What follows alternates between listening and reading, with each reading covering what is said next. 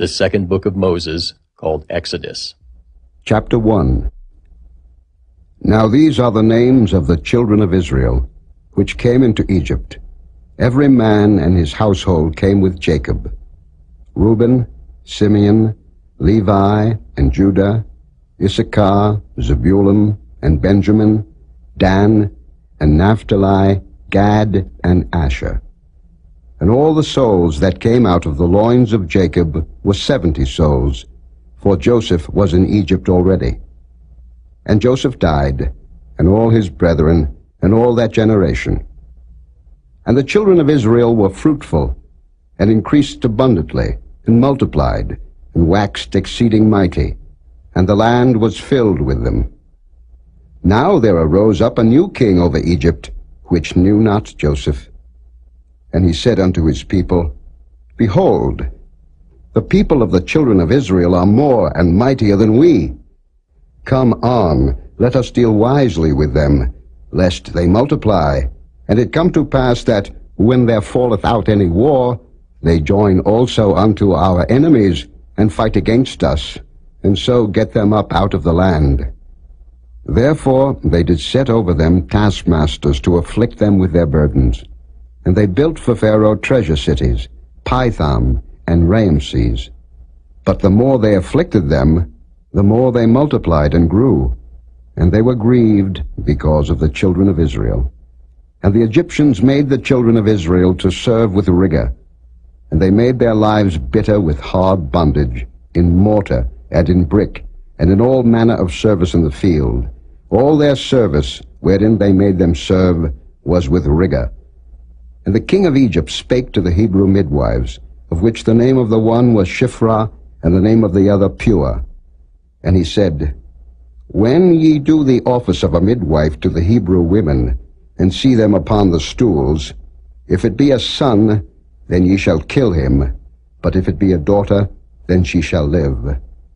But the midwives feared God, and did not as the king of Egypt commanded them, but saved the men children alive. And the king of Egypt called for the midwives, and said unto them, Why have ye done this thing, and have saved the men children alive? And the midwives said unto Pharaoh, Because the Hebrew women are not as the Egyptian women, for they are lively, and are delivered ere the midwives come in unto them. Therefore God dealt well with the midwives, and the people multiplied, and waxed very mighty. And it came to pass, because the midwives feared God, that he made them houses. And Pharaoh charged all his people, saying, Every son that is born ye shall cast into the river, and every daughter ye shall save alive.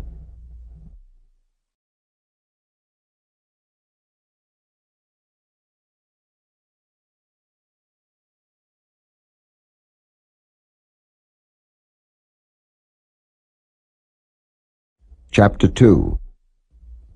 And there went a man of the house of Levi, and took to wife a daughter of Levi. And the woman conceived, and bare a son. And when she saw him that he was a goodly child, she hid him 3 months. And when she could not longer hide him, she took for him an ark of bulrushes, and daubed it with slime and with pitch, and put the child therein, and she laid it in the flags by the river's brink. And his sister stood afar off, to wit what would be done to him. And the daughter of Pharaoh came down to wash herself at the river, and her maidens walked along by the river's side. And when she saw the ark among the flags, she sent her maid to fetch it. And when she had opened it, she saw the child, and behold, the babe wept. And she had compassion on him, and said, This is one of the Hebrews' children. Then said his sister to Pharaoh's daughter, Shall I go and call to thee a nurse of the Hebrew women, that she may nurse the child for thee? And Pharaoh's daughter said to her, Go. And the maid went and called the child's mother. And Pharaoh's daughter said unto her, Take this child away, and nurse it for me, and I will give thee thy wages. And the woman took the child, and nursed it. And the child grew, and she brought him unto Pharaoh's daughter, and he became her son. And she called his name Moses, and she said, Because I drew him out of the water. And it came to pass in those days, when Moses was grown, that he went out unto his brethren, and looked on their burdens. And he spied an Egyptian smiting an Hebrew, one of his brethren.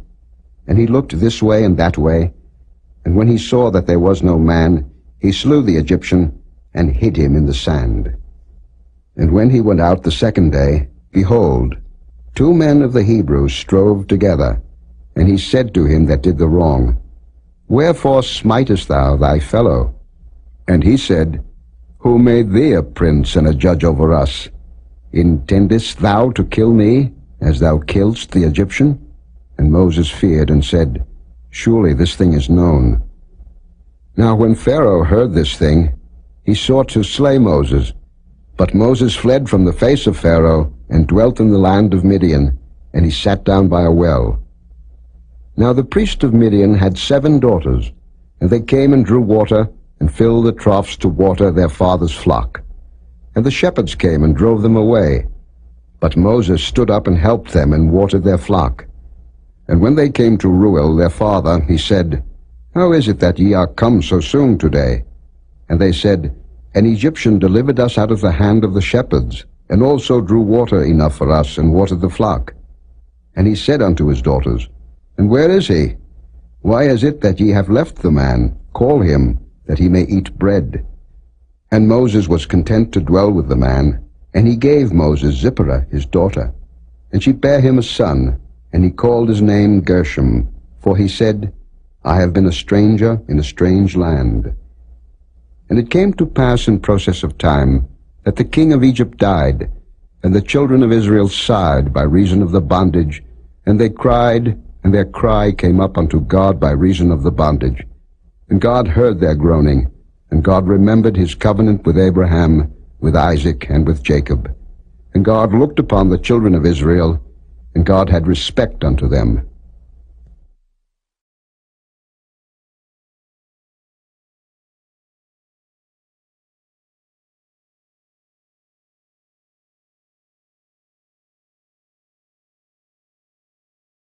Chapter 3. Now Moses kept the flock of Jethro his father-in-law, the priest of Midian. And he led the flock to the backside of the desert, and came to the mountain of God, even to Horeb. And the angel of the Lord appeared unto him in a flame of fire out of the midst of a bush. And he looked, and behold, the bush burned with fire, and the bush was not consumed. And Moses said, I will now turn aside, and see this great sight, why the bush is not burnt. And when the Lord saw that he turned aside to see, God called unto him out of the midst of the bush, and said, Moses, Moses. And he said, Here am I. And he said, Draw not nigh hither. Put off thy shoes from off thy feet, for the place whereon thou standest is holy ground. Moreover he said, I am the God of thy father, the God of Abraham, the God of Isaac, and the God of Jacob. And Moses hid his face, for he was afraid to look upon God. And the Lord said, I have surely seen the affliction of my people which are in Egypt, and have heard their cry by reason of their taskmasters, for I know their sorrows.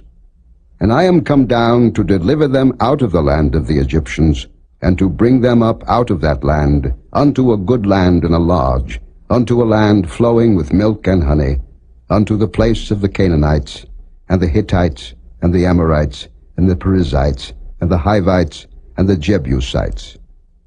Now therefore, behold, the cry of the children of Israel is come unto me, and I have also seen the oppression wherewith the Egyptians oppress them.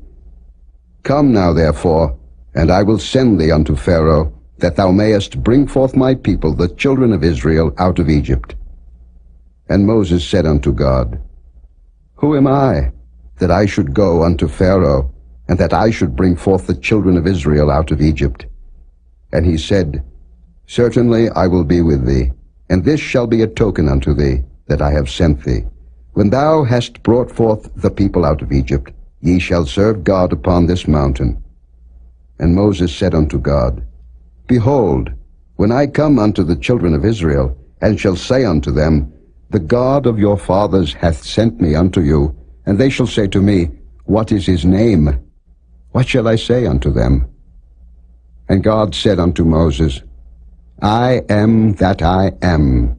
And he said, Thus shalt thou say unto the children of Israel, I am hath sent me unto you. And God said moreover unto Moses, Thus shalt thou say unto the children of Israel, The Lord God of your fathers, the God of Abraham, the God of Isaac, and the God of Jacob, hath sent me unto you. This is my name forever, and this is my memorial unto all generations. Go and gather the elders of Israel together, and say unto them, The Lord God of your fathers, the God of Abraham, of Isaac, and of Jacob, appeared unto me, saying, I have surely visited you, and seen that which is done to you in Egypt. And I have said, I will bring you up out of the affliction of Egypt unto the land of the Canaanites, and the Hittites, and the Amorites, and the Perizzites, and the Hivites, and the Jebusites, unto a land flowing with milk and honey. And they shall hearken to thy voice, and thou shalt come, thou and the elders of Israel, unto the king of Egypt, and ye shall say unto him, The Lord God of the Hebrews hath met with us, and now let us go, we beseech thee, 3 days' journey into the wilderness, that we may sacrifice to the Lord our God. And I am sure that the king of Egypt will not let you go, no, not by a mighty hand. And I will stretch out my hand, and smite Egypt with all my wonders which I will do in the midst thereof, and after that he will let you go. And I will give this people favor in the sight of the Egyptians. And it shall come to pass that when ye go, ye shall not go empty. But every woman shall borrow of her neighbor, and of her that sojourneth in her house, jewels of silver, and jewels of gold, and raiment, and ye shall put them upon your sons and upon your daughters, and ye shall spoil the Egyptians.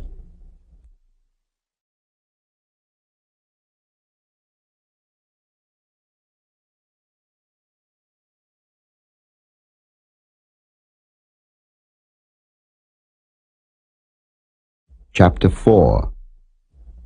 And Moses answered and said, But behold, they will not believe me, nor hearken unto my voice. For they will say, The Lord hath not appeared unto thee. And the Lord said unto him, What is that in thine hand? And he said, A rod. And he said, Cast it on the ground. And he cast it on the ground, and it became a serpent. And Moses fled from before it. And the Lord said unto Moses, Put forth thine hand, and take it by the tail. And he put forth his hand, and caught it, and it became a rod in his hand, that they may believe that the Lord God of their fathers, the God of Abraham, the God of Isaac, and the God of Jacob, hath appeared unto thee. And the Lord said furthermore unto him, Put now thine hand into thy bosom. And he put his hand into his bosom, and when he took it out, behold, his hand was leprous as snow. And he said, Put thine hand into thy bosom again. And he put his hand into his bosom again, and plucked it out of his bosom, and behold, it was turned again as his other flesh. And it shall come to pass, if they will not believe thee, neither hearken to the voice of the first sign, that they will believe the voice of the latter sign.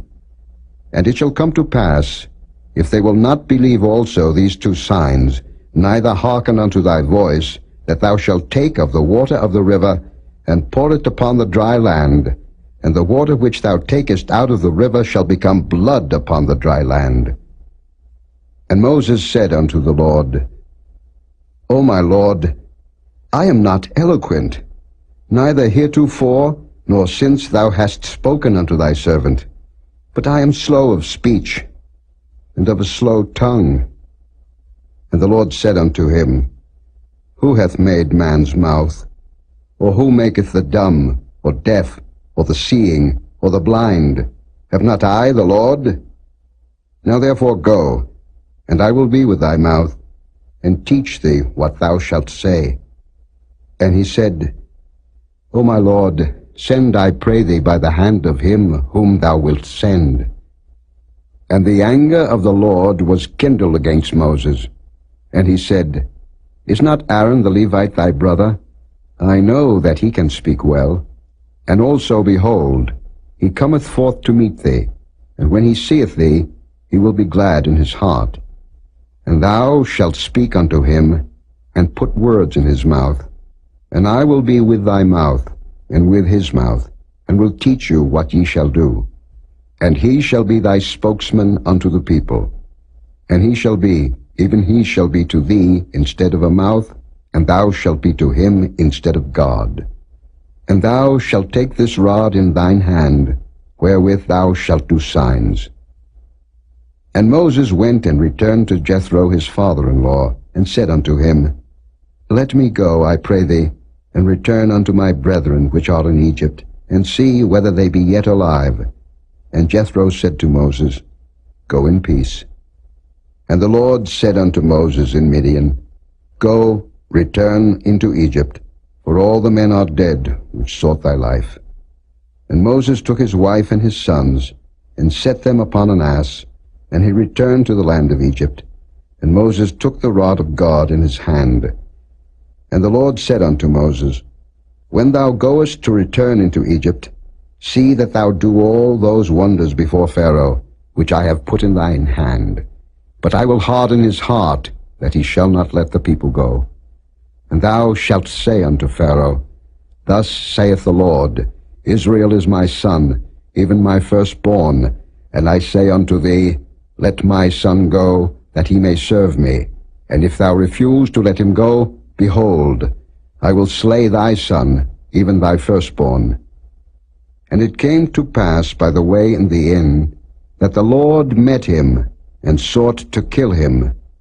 Then Zipporah took a sharp stone, and cut off the foreskin of her son, and cast it at his feet, and said, Surely a bloody husband art thou to me. So he let him go. Then she said, A bloody husband thou art, because of the circumcision. And the Lord said to Aaron, Go into the wilderness to meet Moses. And he went, and met him in the mount of God, and kissed him. And Moses told Aaron all the words of the Lord who had sent him, and all the signs which he had commanded him. And Moses and Aaron went and gathered together all the elders of the children of Israel. And Aaron spake all the words which the Lord had spoken unto Moses, and did the signs in the sight of the people. And the people believed. And when they heard that the Lord had visited the children of Israel, and that he had looked upon their affliction, then they bowed their heads and worshipped.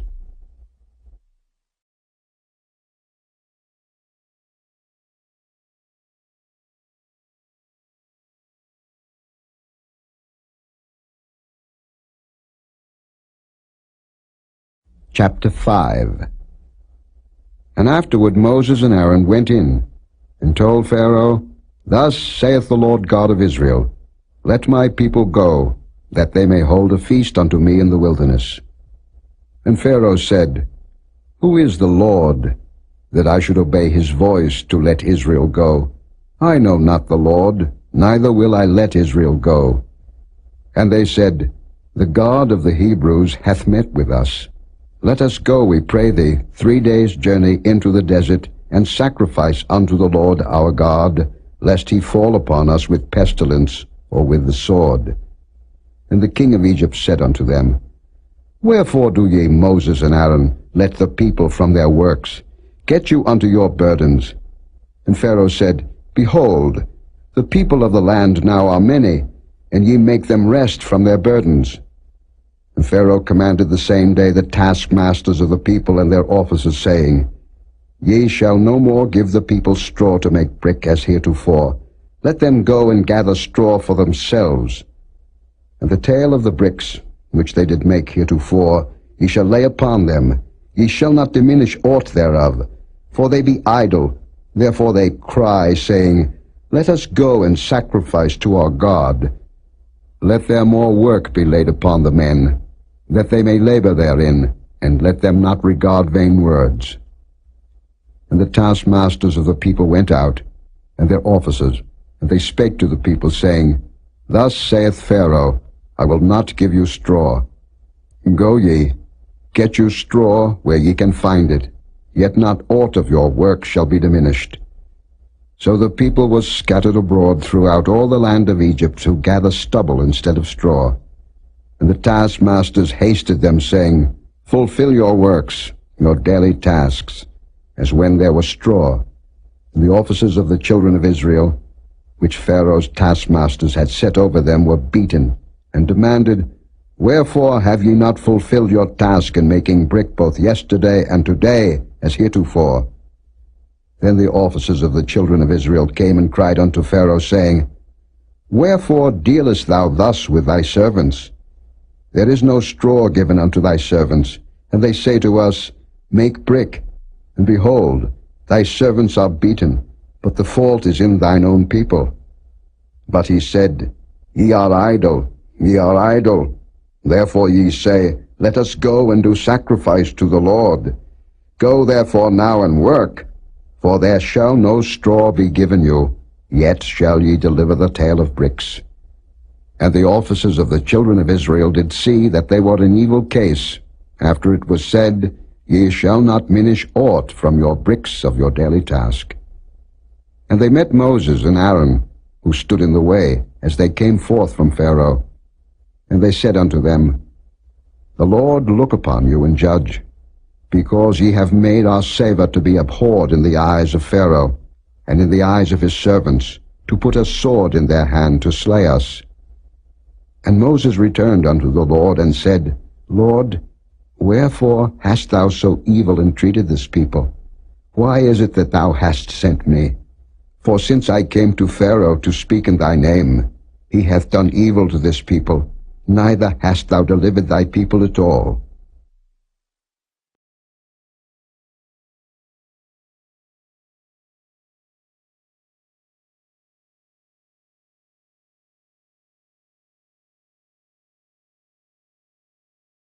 Chapter 6. Then the Lord said unto Moses, Now shalt thou see what I will do to Pharaoh, for with a strong hand shall he let them go, and with a strong hand shall he drive them out of his land. And God spake unto Moses, and said unto him, I am the Lord, and I appeared unto Abraham, unto Isaac, and unto Jacob, by the name of God Almighty. But by my name Jehovah was I not known to them. And I have also established my covenant with them, to give them the land of Canaan, the land of their pilgrimage, wherein they were strangers. And I have also heard the groaning of the children of Israel, whom the Egyptians keep in bondage, and I have remembered my covenant. Wherefore say unto the children of Israel, I am the Lord, and I will bring you out from under the burdens of the Egyptians, and I will rid you out of their bondage, and I will redeem you with a stretched out arm, and with great judgments. And I will take you to me for a people, and I will be to you a God, and ye shall know that I am the Lord your God, which bringeth you out from under the burdens of the Egyptians. And I will bring you in unto the land, concerning the which I did swear to give it to Abraham, to Isaac, and to Jacob, and I will give it you for an heritage. I am the Lord. And Moses spake so unto the children of Israel, but they hearkened not unto Moses for anguish of spirit, and for cruel bondage. And the Lord spake unto Moses, saying, Go in, speak unto Pharaoh king of Egypt, that he let the children of Israel go out of his land. And Moses spake before the Lord, saying, Behold, the children of Israel have not hearkened unto me. How then shall Pharaoh hear me, who am of uncircumcised lips? And the Lord spake unto Moses and unto Aaron, and gave them a charge unto the children of Israel, and unto Pharaoh king of Egypt, to bring the children of Israel out of the land of Egypt. These be the heads of their fathers' houses, the sons of Reuben, the firstborn of Israel, Hanok, and Palu, Hezron, and Carmi. These be the families of Reuben. And the sons of Simeon, Jemuel, and Jamin, and Ohad, and Jachin, and Zohar, and Shael, the son of a Canaanitish woman. These are the families of Simeon. And these are the names of the sons of Levi according to their generations, Gershon, and Kohath, and Merari. And the years of the life of Levi were 137 years. The sons of Gershon, Libni and Shimei, according to their families. And the sons of Kohath, Amram, and Izhar, and Hebron, and Uzziel. And the years of the life of Kohath were 133 years. And the sons of Merari, Mahali and Mushi. These are the families of Levi according to their generations. And Amram took him Jochebed his father's sister to wife, and she bare him Aaron and Moses. And the years of the life of Amram were 137 years. And the sons of Izhar, Korah, and Nepheg, and Zichri. And the sons of Uzziel, Mishael, and Elzaphan, and Zithri. And Aaron took him Elisheba, daughter of Aminadab, sister of Naashon, to wife. And she bare him Nadab, and Abihu, Eleazar, and Ithamar. And the sons of Korah, Asa, and Elkanah, and Abiasaph. These are the families of the Korhites. And Eleazar, Aaron's son, took him one of the daughters of Putiel to wife, and she bare him Phinehas. These are the heads of the fathers of the Levites according to their families. These are that Aaron and Moses, to whom the Lord said, Bring out the children of Israel from the land of Egypt according to their armies. These are they which spake to Pharaoh king of Egypt, to bring out the children of Israel from Egypt. These are that Moses and Aaron. And it came to pass on the day when the Lord spake unto Moses in the land of Egypt, that the Lord spake unto Moses, saying, I am the Lord. Speak thou unto Pharaoh king of Egypt all that I say unto thee. And Moses said before the Lord, Behold, I am of uncircumcised lips, and how shall Pharaoh hearken unto me?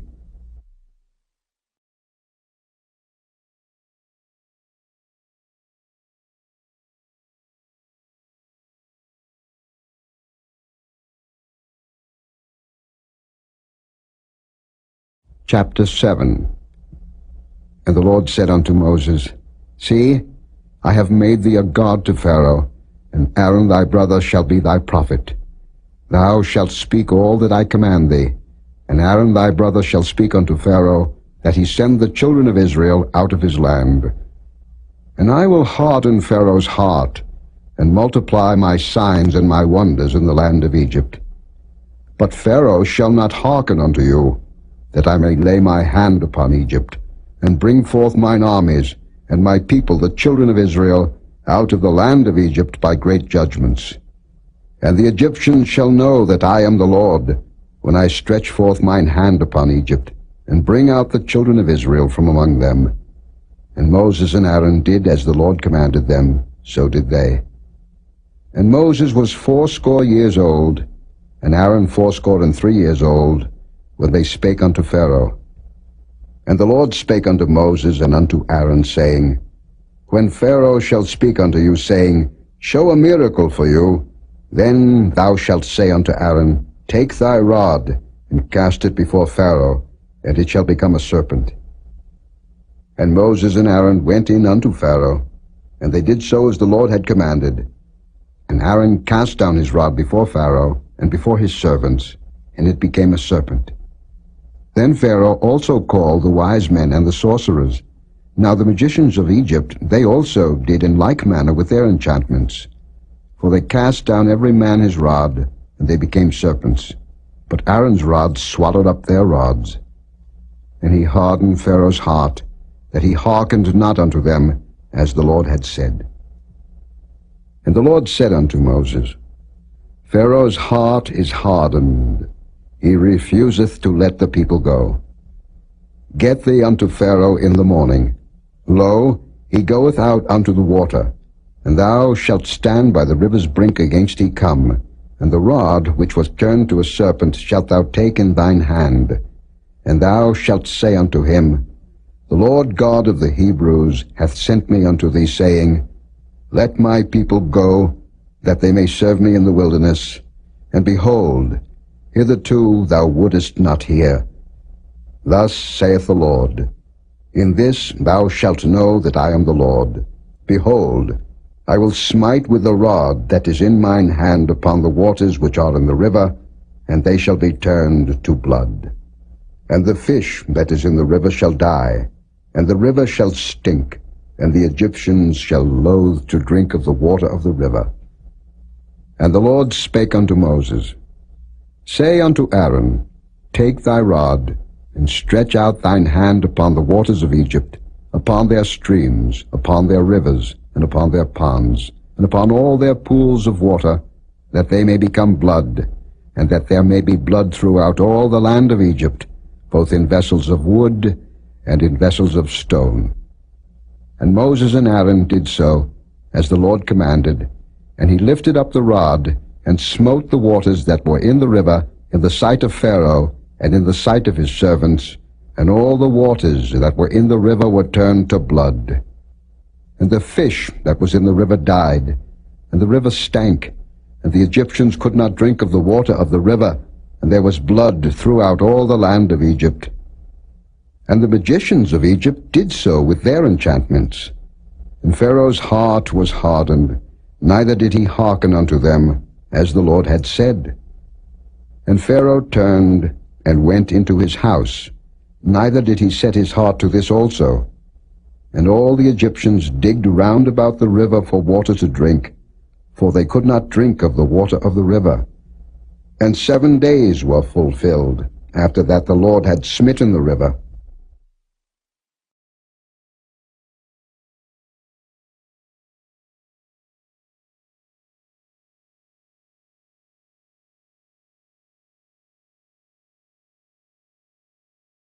Chapter 8.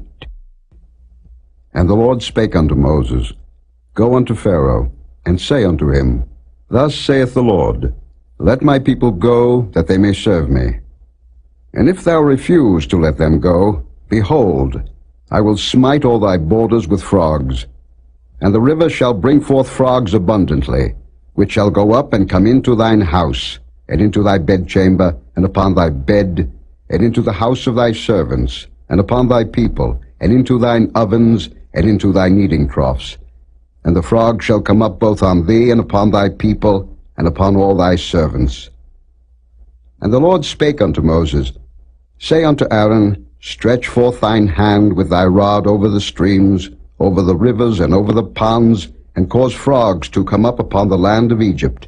And Aaron stretched out his hand over the waters of Egypt, and the frogs came up, and covered the land of Egypt.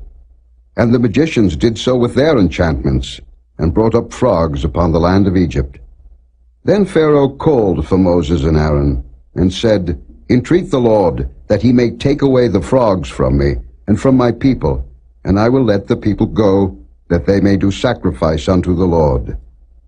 And Moses said unto Pharaoh, Glory over me, when shall I entreat for thee, and for thy servants, and for thy people, to destroy the frogs from thee and thy houses, that they may remain in the river only? And he said, Tomorrow. And he said, Be it according to thy word, that thou mayest know that there is none like unto the Lord our God. And the frogs shall depart from thee, and from thy houses, and from thy servants, and from thy people. They shall remain in the river only. And Moses and Aaron went out from Pharaoh, and Moses cried unto the Lord because of the frogs which he had brought against Pharaoh. And the Lord did according to the word of Moses, and the frogs died out of the houses, out of the villages, and out of the fields. And they gathered them together upon heaps, and the land stank. But when Pharaoh saw that there was respite, he hardened his heart, and hearkened not unto them, as the Lord had said. And the Lord said unto Moses, Say unto Aaron, Stretch out thy rod, and smite the dust of the land, that it may become lice throughout all the land of Egypt. And they did so, for Aaron stretched out his hand with his rod, and smote the dust of the earth, and it became lice in man and in beast. All the dust of the land became lice throughout all the land of Egypt. And the magicians did so with their enchantments to bring forth lice. But they could not, so there were lice upon man and upon beast. Then the magicians said unto Pharaoh, This is the finger of God. And Pharaoh's heart was hardened, and he hearkened not unto them, as the Lord had said. And the Lord said unto Moses, Rise up early in the morning, and stand before Pharaoh. Lo, he cometh forth to the water, and say unto him, Thus saith the Lord, Let my people go, that they may serve me. Else, if thou wilt not let my people go, behold, I will send swarms of flies upon thee, and upon thy servants, and upon thy people, and into thy houses, and the houses of the Egyptians shall be full of swarms of flies, and also the ground whereon they are. And I will sever in that day the land of Goshen, in which my people dwell, that no swarms of flies shall be there, to the end thou mayest know that I am the Lord in the midst of the earth. And I will put a division between my people and thy people. Tomorrow shall this sign be. And the Lord did so, and there came a grievous swarm of flies into the house of Pharaoh, and into his servants' houses, and into all the land of Egypt. The land was corrupted by reason of the swarm of flies. And Pharaoh called for Moses and for Aaron, and said, Go ye, sacrifice to your God in the land. And Moses said, It is not meet so to do, for we shall sacrifice the abomination of the Egyptians to the Lord our God. Lo, shall we sacrifice the abomination of the Egyptians before their eyes? And will they not stone us? We will go 3 days' journey into the wilderness, and sacrifice to the Lord our God, as he shall command us. And Pharaoh said, I will let you go, that ye may sacrifice to the Lord your God in the wilderness. Only ye shall not go very far away. Entreat for me. And Moses said, Behold, I go out from thee, and I will entreat the Lord that the swarms of flies may depart from Pharaoh, from his servants, and from his people tomorrow.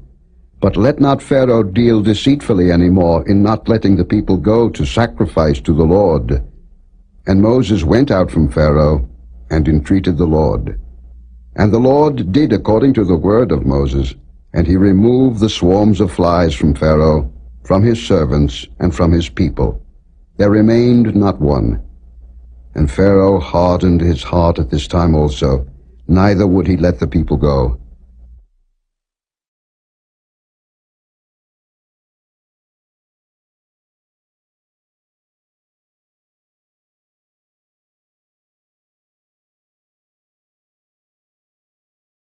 Chapter 9. Then the Lord said unto Moses, Go in unto Pharaoh, and tell him, Thus saith the Lord God of the Hebrews, Let my people go, that they may serve me. For if thou refuse to let them go, and wilt hold them still, behold, the hand of the Lord is upon thy cattle, which is in the field, upon the horses, upon the asses, upon the camels, upon the oxen, and upon the sheep. There shall be a very grievous murrain.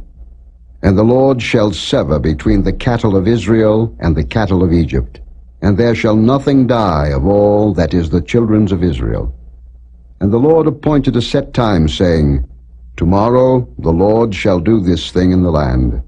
And the Lord did that thing on the morrow, and all the cattle of Egypt died, but of the cattle of the children of Israel died not one. And Pharaoh sent, and behold, there was not one of the cattle of the Israelites dead. And the heart of Pharaoh was hardened, and he did not let the people go. And the Lord said unto Moses and unto Aaron, Take to you handfuls of ashes of the furnace, and let Moses sprinkle it toward the heaven in the sight of Pharaoh. And it shall become small dust in all the land of Egypt, and shall be a boil breaking forth with blains upon man and upon beast, throughout all the land of Egypt. And they took ashes of the furnace, and stood before Pharaoh, and Moses sprinkled it up toward heaven, and it became a boil breaking forth with blains upon man and upon beast. And the magicians could not stand before Moses because of the boils, for the boil was upon the magicians, and upon all the Egyptians. And the Lord hardened the heart of Pharaoh, and he hearkened not unto them, as the Lord had spoken unto Moses. And the Lord said unto Moses, Rise up early in the morning, and stand before Pharaoh, and say unto him, Thus saith the Lord God of the Hebrews, Let my people go, that they may serve me. For I will at this time send all my plagues upon thine heart, and upon thy servants, and upon thy people, that thou mayest know that there is none like me in all the earth. For now I will stretch out my hand, that I may smite thee and thy people with pestilence, and thou shalt be cut off from the earth. And in very deed for this cause have I raised thee up, for to show in thee my power, and that my name may be declared throughout all the earth. As yet exaltest thou thyself against my people, that thou wilt not let them go? Behold, tomorrow about this time I will cause it to rain a very grievous hail, such as hath not been in Egypt since the foundation thereof even until now. Send therefore now, and gather thy cattle, and all that thou hast in the field, for upon every man and beast which shall be found in the field, and shall not be brought home, the hail shall come down upon them, and they shall die. He that feared the word of the Lord among the servants of Pharaoh made his servants and his cattle flee into the houses. And he that regarded not the word of the Lord left his servants and his cattle in the field. And the Lord said unto Moses, Stretch forth thine hand toward heaven, that there may be hail in all the land of Egypt, upon man and upon beast, and upon every herb of the field throughout the land of Egypt. And Moses stretched forth his rod toward heaven, and the Lord sent thunder and hail, and the fire ran along upon the ground, and the Lord rained hail upon the land of Egypt. So there was hail, and fire mingled with the hail, very grievous, such as there was none like it in all the land of Egypt since it became a nation. And the hail smote throughout all the land of Egypt all that was in the field, both man and beast, and the hail smote every herb of the field, and brake every tree of the field. Only in the land of Goshen, where the children of Israel were, was there no hail. And Pharaoh sent and called for Moses and Aaron, and said unto them, I have sinned this time. The Lord is righteous, and I and my people are wicked. Entreat the Lord, for it is enough, that there be no more mighty thunderings and hail, and I will let you go, and ye shall stay no longer. And Moses said unto him, As soon as I am gone out of the city, I will spread abroad my hands unto the Lord, and the thunder shall cease, neither shall there be any more hail, that thou mayest know how that the earth is the Lord's. But as for thee and thy servants, I know that ye will not yet fear the Lord God. And the flax and the barley was smitten, for the barley was in the ear, and the flax was bold. But the wheat and the rye were not smitten, for they were not grown up. And Moses went out of the city from Pharaoh, and spread abroad his hands unto the Lord, and the thunders and hail ceased, and the rain was not poured upon the earth. And when Pharaoh saw that the rain and the hail and the thunders were ceased, he sinned yet more, and hardened his heart, he and his servants. And the heart of Pharaoh was hardened, neither would he let the children of Israel go, as the Lord had spoken by Moses.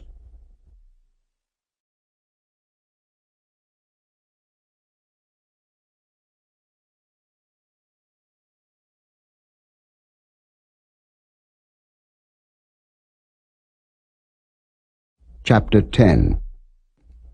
And the Lord said unto Moses, Go in unto Pharaoh, for I have hardened his heart, and the heart of his servants, that I might show these my signs before him, and that thou mayest tell in the ears of thy son, and of thy son's son, what things I have wrought in Egypt, and my signs which I have done among them, that ye may know how that I am the Lord.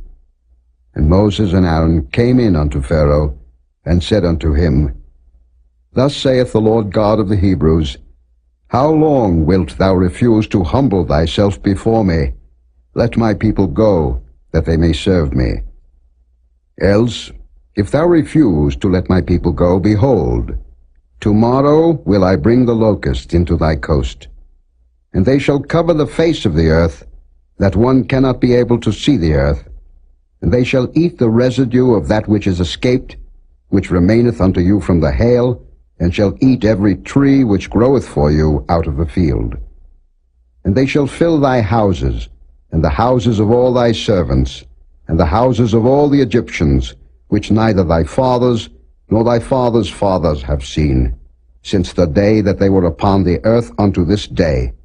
And he turned himself, and went out from Pharaoh. And Pharaoh's servants said unto him, How long shall this man be a snare unto us? Let the men go, that they may serve the Lord their God. Knowest thou not yet that Egypt is destroyed? And Moses and Aaron were brought again unto Pharaoh. And he said unto them, Go, serve the Lord your God. But who are they that shall go? And Moses said, We will go with our young and with our old, with our sons and with our daughters, with our flocks and with our herds will we go, for we must hold a feast unto the Lord.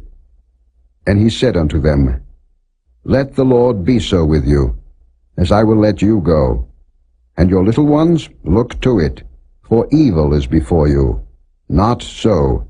Go now, ye that are men, and serve the Lord, for that ye did desire. And they were driven out from Pharaoh's presence. And the Lord said unto Moses, Stretch out thine hand over the land of Egypt for the locusts, that they may come up upon the land of Egypt, and eat every herb of the land, even all that the hail hath left. And Moses stretched forth his rod over the land of Egypt, and the Lord brought an east wind upon the land all that day and all that night. And when it was morning, the east wind brought the locusts. And the locusts went up over all the land of Egypt, and rested in all the coasts of Egypt. Very grievous were they. Before them there were no such locusts as they, neither after them shall be such. For they covered the face of the whole earth, so that the land was darkened. And they did eat every herb of the land, and all the fruit of the trees which the hail had left. And there remained not any green thing in the trees, or in the herbs of the field, through all the land of Egypt. Then Pharaoh called for Moses and Aaron in haste, and he said, I have sinned against the Lord your God, and against you. Now therefore forgive, I pray thee, my sin only this once, and entreat the Lord your God, that he may take away from me this death only. And he went out from Pharaoh, and entreated the Lord.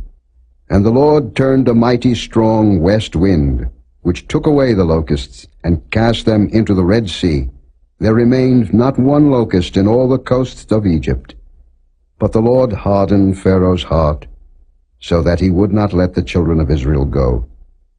And the Lord said unto Moses, Stretch out thine hand toward heaven, that there may be darkness over the land of Egypt, even darkness which may be felt.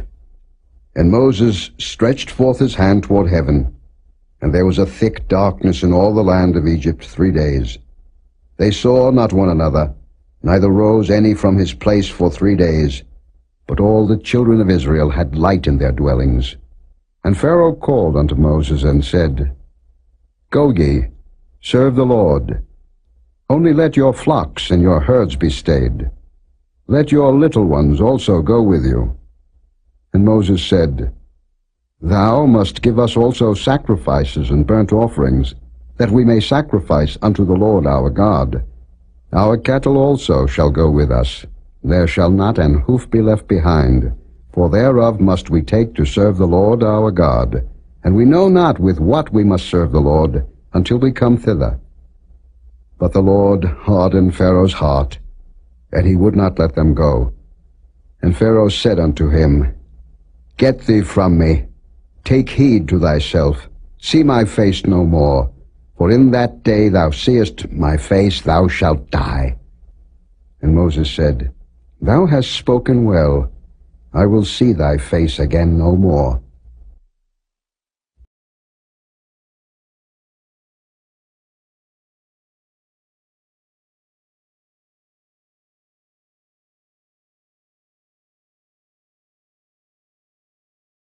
Chapter 11. And the Lord said unto Moses, Yet will I bring one plague more upon Pharaoh, and upon Egypt, Afterwards he will let you go hence. When he shall let you go, he shall surely thrust you out hence altogether. Speak now in the ears of the people, and let every man borrow of his neighbor, and every woman of her neighbor, jewels of silver and jewels of gold. And the Lord gave the people favor in the sight of the Egyptians. Moreover, the man Moses was very great in the land of Egypt, in the sight of Pharaoh's servants, and in the sight of the people. And Moses said, Thus saith the Lord, About midnight will I go out into the midst of Egypt, and all the firstborn in the land of Egypt shall die, from the firstborn of Pharaoh that sitteth upon his throne, even unto the firstborn of the maidservant that is behind the mill, and all the firstborn of beasts.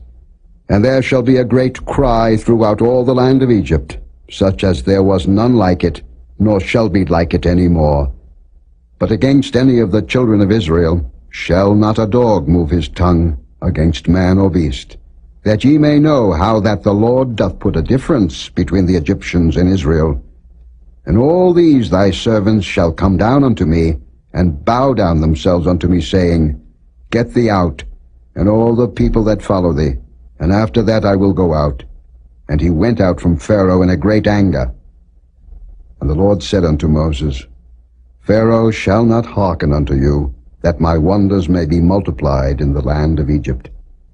And Moses and Aaron did all these wonders before Pharaoh, and the Lord hardened Pharaoh's heart, so that he would not let the children of Israel go out of his land.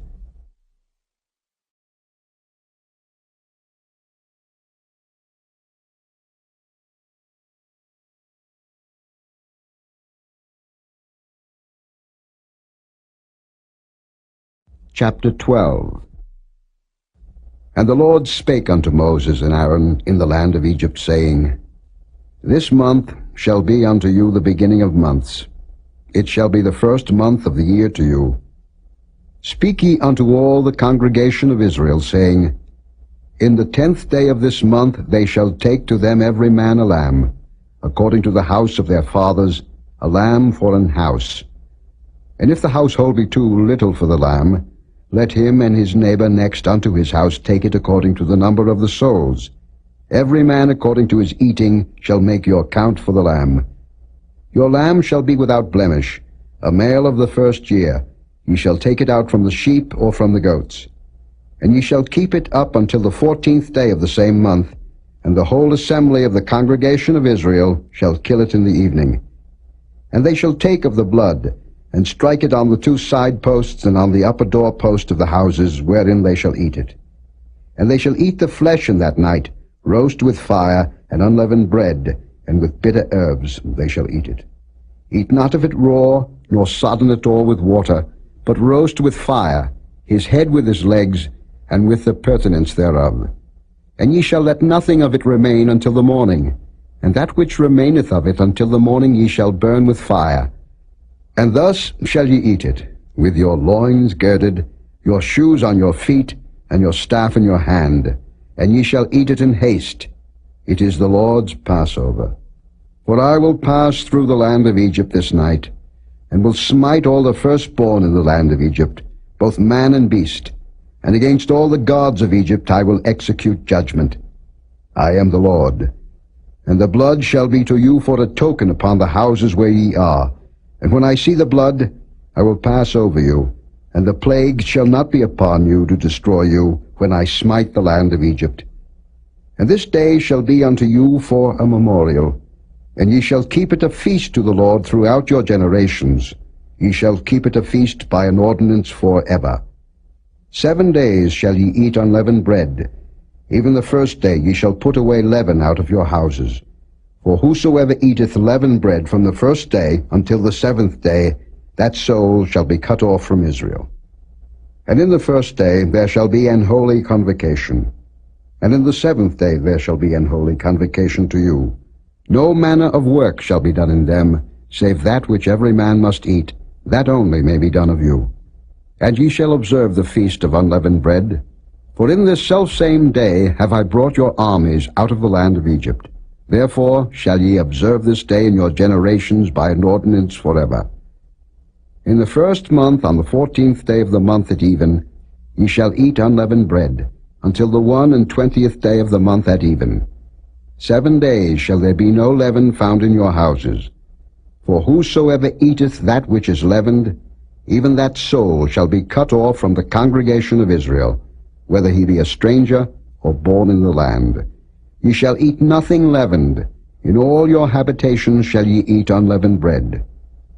Then Moses called for all the elders of Israel, and said unto them, Draw out and take you a lamb according to your families, and kill the Passover.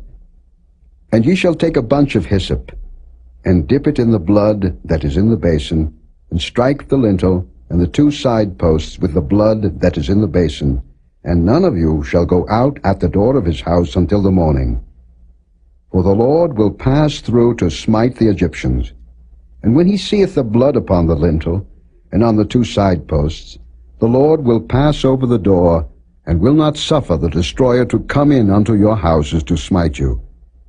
And ye shall observe this thing for an ordinance to thee and to thy sons forever. And it shall come to pass, when ye be come to the land which the Lord will give you, according as he hath promised, that ye shall keep this service. And it shall come to pass, when your children shall say unto you, What mean ye by this service? That ye shall say, It is the sacrifice of the Lord's Passover, who passed over the houses of the children of Israel in Egypt, when he smote the Egyptians, and delivered our houses. And the people bowed the head and worshipped. And the children of Israel went away, and did as the Lord had commanded Moses and Aaron, so did they. And it came to pass, that at midnight the Lord smote all the firstborn in the land of Egypt, from the firstborn of Pharaoh that sat on his throne, unto the firstborn of the captive that was in the dungeon, and all the firstborn of cattle. And Pharaoh rose up in the night, he and all his servants, and all the Egyptians. And there was a great cry in Egypt, for there was not a house where there was not one dead. And he called for Moses and Aaron by night, and said, Rise up, and get you forth from among my people, both ye and the children of Israel, and go, serve the Lord, as ye have said. Also take your flocks and your herds, as ye have said, and be gone. And bless me also. And the Egyptians were urgent upon the people, that they might send them out of the land in haste, for they said, We be all dead men. And the people took their dough before it was leavened, their kneading troughs being bound up in their clothes upon their shoulders. And the children of Israel did according to the word of Moses. And they borrowed of the Egyptians jewels of silver, and jewels of gold, and raiment. And the Lord gave the people favor in the sight of the Egyptians, so that they lent unto them such things as they required. And they spoiled the Egyptians. And the children of Israel journeyed from Ramesses to Succoth, about 600,000 on foot that were men, beside children. And a mixed multitude went up also with them, and flocks and herds, even very much cattle. And they baked unleavened cakes of the dough which they brought forth out of Egypt, for it was not leavened, because they were thrust out of Egypt, and could not tarry, neither had they prepared for themselves any victual. Now the sojourning of the children of Israel who dwelt in Egypt was 430 years. And it came to pass at the end of the 430 years, even the selfsame day it came to pass, that all the hosts of the Lord went out from the land of Egypt. It is a night to be much observed unto the Lord for bringing them out from the land of Egypt. This is that night of the Lord to be observed of all the children of Israel in their generations. And the Lord said unto Moses and Aaron, This is the ordinance of the Passover. There shall no stranger eat thereof, but every man's servant that is bought for money, when thou hast circumcised him, then shall he eat thereof. A foreigner and an hired servant shall not eat thereof. In one house shall it be eaten. Thou shalt not carry forth aught of the flesh abroad out of the house, neither shall ye break a bone thereof. All the congregation of Israel shall keep it. And when a stranger shall sojourn with thee, and will keep the Passover to the Lord, let all his males be circumcised, and then let him come near and keep it. And he shall be as one that is born in the land, for no uncircumcised person shall eat thereof. One law shall be to him that is homeborn, and unto the stranger that sojourneth among you. Thus did all the children of Israel, as the Lord commanded Moses and Aaron, so did they. And it came to pass the selfsame day that the Lord did bring the children of Israel out of the land of Egypt by their armies.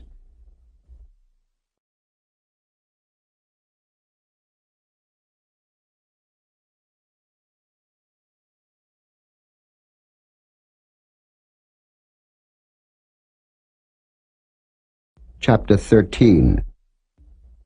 And the Lord spake unto Moses, saying, Sanctify unto me all the firstborn, whatsoever openeth the womb among the children of Israel, both of man and of beast, it is mine. And Moses said unto the people, Remember this day in which ye came out from Egypt, out of the house of bondage, for by strength of hand the Lord brought you out from this place. There shall no leavened bread be eaten. This day came ye out in the month Abib. And it shall be, when the Lord shall bring thee into the land of the Canaanites, and the Hittites, and the Amorites, and the Hivites, and the Jebusites, which he sware unto thy fathers to give thee, a land flowing with milk and honey, that thou shalt keep this service in this month. 7 days thou shalt eat unleavened bread, and in the 7th day shall be a feast to the Lord. Unleavened bread shall be eaten 7 days, and there shall no leavened bread be seen with thee, neither shall there be leaven seen with thee in all thy quarters. And thou shalt show thy son in that day, saying, This is done because of that which the Lord did unto me when I came forth out of Egypt. And it shall be for a sign unto thee upon thine hand, and for a memorial between thine eyes, that the Lord's law may be in thy mouth, for with a strong hand hath the Lord brought thee out of Egypt. Thou shalt therefore keep this ordinance in his season from year to year. And it shall be, when the Lord shall bring thee into the land of the Canaanites, as he sware unto thee and to thy fathers, and shall give it thee, that thou shalt set apart unto the Lord all that openeth the matrix, and every firstling that cometh of a beast which thou hast. The males shall be the Lord's. And every firstling of an ass thou shalt redeem with a lamb. And if thou wilt not redeem it, then thou shalt break his neck, and all the firstborn of man among thy children shalt thou redeem. And it shall be, when thy son asketh thee in time to come, saying, What is this? That thou shalt say unto him, By strength of hand the Lord brought us out from Egypt, from the house of bondage. And it came to pass, when Pharaoh would hardly let us go, that the Lord slew all the firstborn in the land of Egypt, both the firstborn of man and the firstborn of beast. Therefore I sacrifice to the Lord all that openeth the matrix, being males. But all the firstborn of my children I redeem. And it shall be for a token upon thine hand, and for frontlets between thine eyes. For by strength of hand the Lord brought us forth out of Egypt. And it came to pass, when Pharaoh had let the people go, that God led them not through the way of the land of the Philistines, although that was near. For God said, Lest peradventure the people repent when they see war, and they return to Egypt.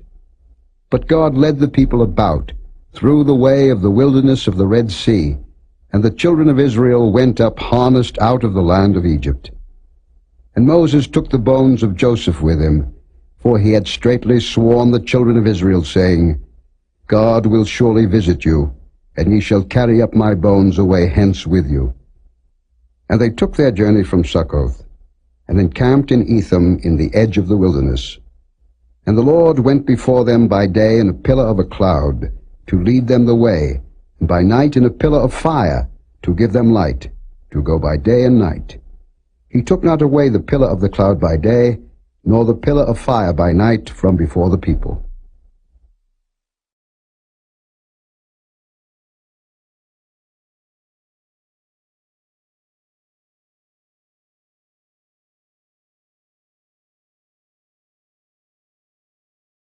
Chapter 14.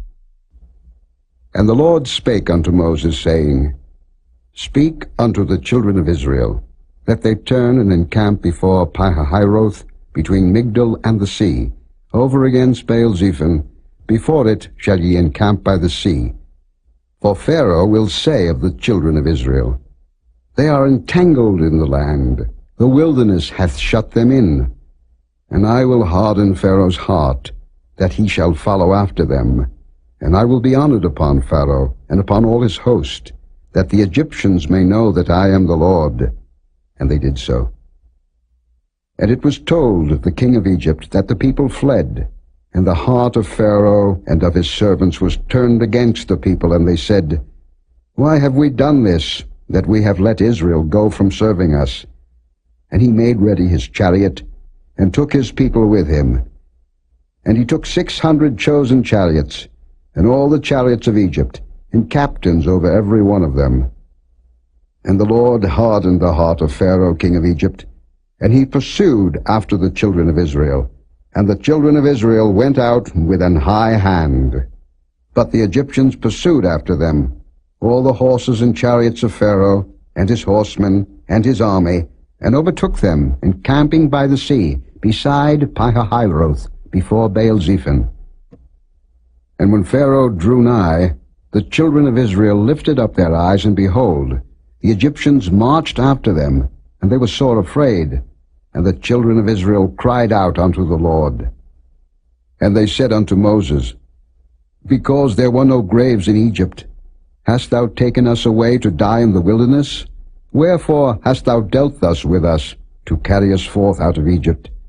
Is not this the word that we did tell thee in Egypt, saying, Let us alone, that we may serve the Egyptians? For it had been better for us to serve the Egyptians, than that we should die in the wilderness.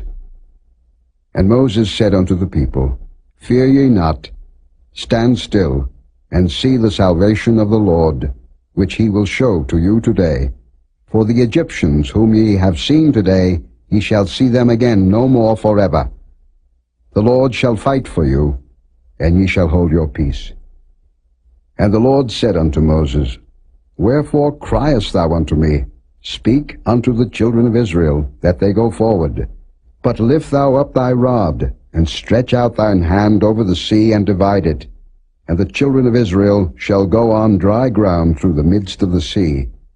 And I, behold, I will harden the hearts of the Egyptians, and they shall follow them. And I will get me honor upon Pharaoh, and upon all his host, upon his chariots, and upon his horsemen. And the Egyptians shall know that I am the Lord, when I have gotten me honor upon Pharaoh, upon his chariots, and upon his horsemen. And the angel of God, which went before the camp of Israel, removed and went behind them. And the pillar of the cloud went from before their face, and stood behind them. And it came between the camp of the Egyptians and the camp of Israel. And it was a cloud and darkness to them, but it gave light by night to these, so that the one came not near the other all the night. And Moses stretched out his hand over the sea, and the Lord caused the sea to go back by a strong east wind all that night, and made the sea dry land, and the waters were divided. And the children of Israel went into the midst of the sea upon the dry ground, and the waters were a wall unto them on their right hand and on their left. And the Egyptians pursued, and went in after them to the midst of the sea, even all Pharaoh's horses, his chariots, and his horsemen. And it came to pass that in the morning watch the Lord looked unto the host of the Egyptians through the pillar of fire and of the cloud, and troubled the host of the Egyptians, and took off their chariot wheels, that they drave them heavily, so that the Egyptians said, Let us flee from the face of Israel, for the Lord fighteth for them against the Egyptians. And the Lord said unto Moses, Stretch out thine hand over the sea, that the waters may come again upon the Egyptians, upon their chariots, and upon their horsemen. And Moses stretched forth his hand over the sea, and the sea returned to his strength when the morning appeared, and the Egyptians fled against it, and the Lord overthrew the Egyptians in the midst of the sea. And the waters returned, and covered the chariots, and the horsemen, and all the host of Pharaoh that came into the sea after them. There remained not so much as one of them. But the children of Israel walked upon dry land in the midst of the sea, and the waters were a wall unto them on their right hand and on their left. Thus the Lord saved Israel that day out of the hand of the Egyptians. And Israel saw the Egyptians dead upon the seashore. And Israel saw that great work which the Lord did upon the Egyptians. And the people feared the Lord, and believed the Lord and his servant Moses.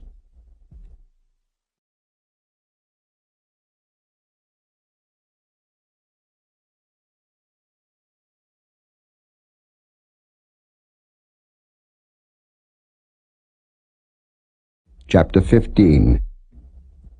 Then sang Moses and the children of Israel this song unto the Lord, and spake, saying, I will sing unto the Lord, for he hath triumphed gloriously.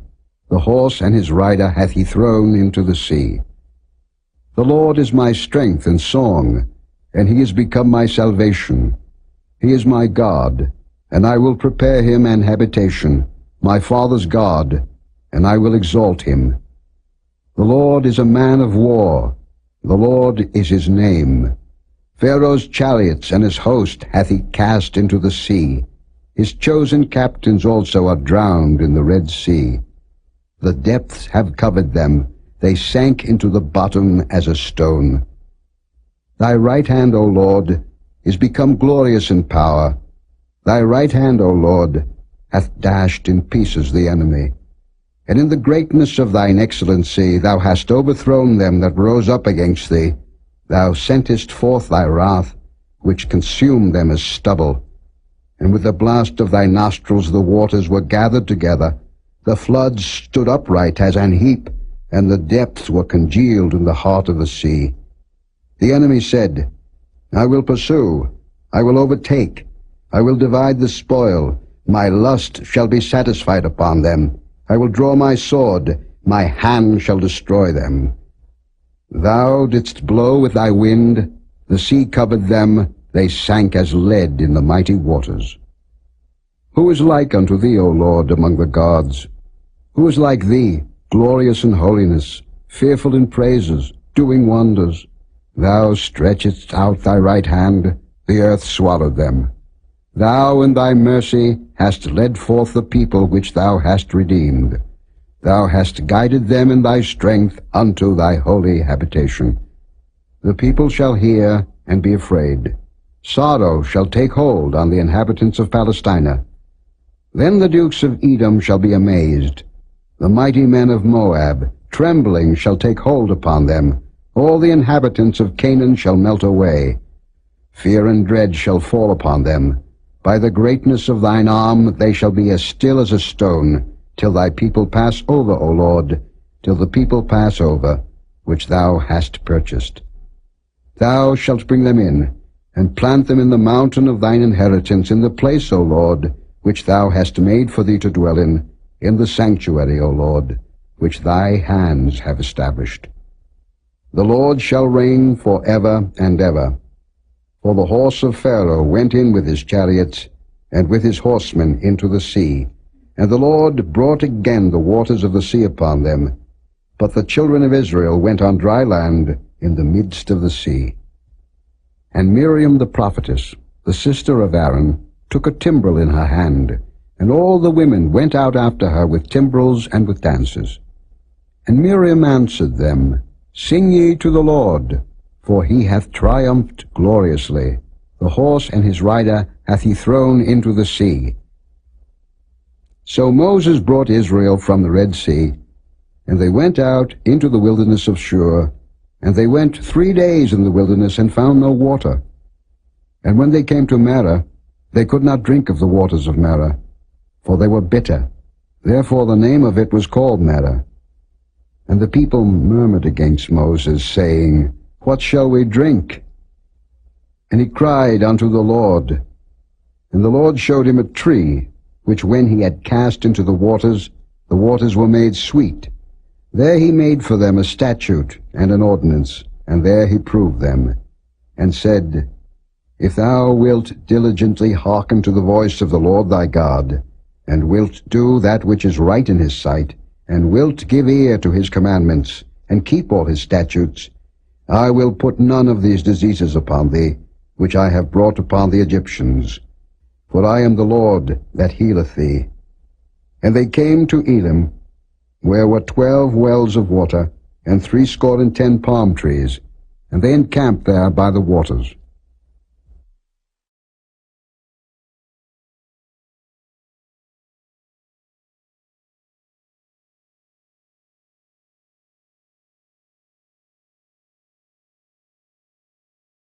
Chapter 16. And they took their journey from Elim, and all the congregation of the children of Israel came into the wilderness of Sin, which is between Elim and Sinai, on the 15th day of the 2nd month after their departing out of the land of Egypt. And the whole congregation of the children of Israel murmured against Moses and Aaron in the wilderness. And the children of Israel said unto them, Would to God we had died by the hand of the Lord in the land of Egypt, when we sat by the flesh pots, and when we did eat bread to the full. For ye have brought us forth into this wilderness to kill this whole assembly with hunger. Then said the Lord unto Moses, Behold, I will rain bread from heaven for you, and the people shall go out and gather a certain rate every day, that I may prove them, whether they will walk in my law or no. And it shall come to pass, that on the 6th day they shall prepare that which they bring in, and it shall be twice as much as they gather daily. And Moses and Aaron said unto all the children of Israel, At even, then ye shall know that the Lord hath brought you out from the land of Egypt. And in the morning, then ye shall see the glory of the Lord, for that he heareth your murmurings against the Lord. And what are we, that ye murmur against us? And Moses said, This shall be, when the Lord shall give you in the evening flesh to eat, and in the morning bread to the full, for that the Lord heareth your murmurings which ye murmur against him. And what are we? Your murmurings are not against us, but against the Lord. And Moses spake unto Aaron, Say unto all the congregation of the children of Israel, Come near before the Lord, for he hath heard your murmurings. And it came to pass, as Aaron spake unto the whole congregation of the children of Israel, that they looked toward the wilderness, and behold, the glory of the Lord appeared in the cloud. And the Lord spake unto Moses, saying, I have heard the murmurings of the children of Israel. Speak unto them, saying, At even ye shall eat flesh, and in the morning ye shall be filled with bread, and ye shall know that I am the Lord your God. And it came to pass, that at even the quails came up, and covered the camp, and in the morning the dew lay round about the host. And when the dew that lay was gone up, behold, upon the face of the wilderness there lay a small round thing, as small as the hoarfrost on the ground. And when the children of Israel saw it, they said one to another, It is manna, for they wist not what it was. And Moses said unto them, This is the bread which the Lord hath given you to eat. This is the thing which the Lord hath commanded. Gather of it every man according to his eating, an omer for every man, according to the number of your persons. Take ye every man for them which are in his tents. And the children of Israel did so, and gathered, some more, some less. And when they did meet it with an omer, he that gathered much had nothing over, and he that gathered little had no lack. They gathered every man according to his eating. And Moses said, Let no man leave of it till the morning. Notwithstanding, they hearkened not unto Moses, but some of them left of it until the morning, and it bred worms and stank. And Moses was wroth with them. And they gathered it every morning, every man according to his eating, and when the sun waxed hot, it melted. And it came to pass that on the 6th day they gathered twice as much bread, 2 omers for one man, and all the rulers of the congregation came and told Moses. And he said unto them, This is that which the Lord hath said. Tomorrow is the rest of the holy Sabbath unto the Lord. Bake that which ye will bake today, and seethe that ye will seethe, and that which remaineth over lay up for you to be kept until the morning. And they laid it up till the morning, as Moses bade, and it did not stink, neither was there any worm therein. And Moses said, Eat that today, for today is a Sabbath unto the Lord. Today ye shall not find it in the field.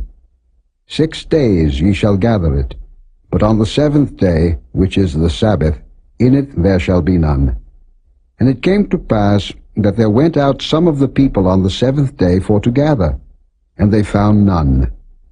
And the Lord said unto Moses, How long refuse ye to keep my commandments and my laws? See, for that the Lord hath given you the Sabbath, therefore he giveth you on the 6th day the bread of 2 days. Abide ye every man in his place, let no man go out of his place on the 7th day. So the people rested on the 7th day. And the house of Israel called the name thereof manna, and it was like coriander seed, white, and the taste of it was like wafers made with honey. And Moses said, This is the thing which the Lord commandeth. Fill an omer of it to be kept for your generations, that they may see the bread wherewith I have fed you in the wilderness, when I brought you forth from the land of Egypt. And Moses said unto Aaron, Take a pot, and put an omer full of manna therein, and lay it up before the Lord to be kept for your generations. As the Lord commanded Moses, so Aaron laid it up before the testimony to be kept. And the children of Israel did eat manna 40 years, until they came to a land inhabited. They did eat manna until they came unto the borders of the land of Canaan. Now an omer is the 10th part of an ephah.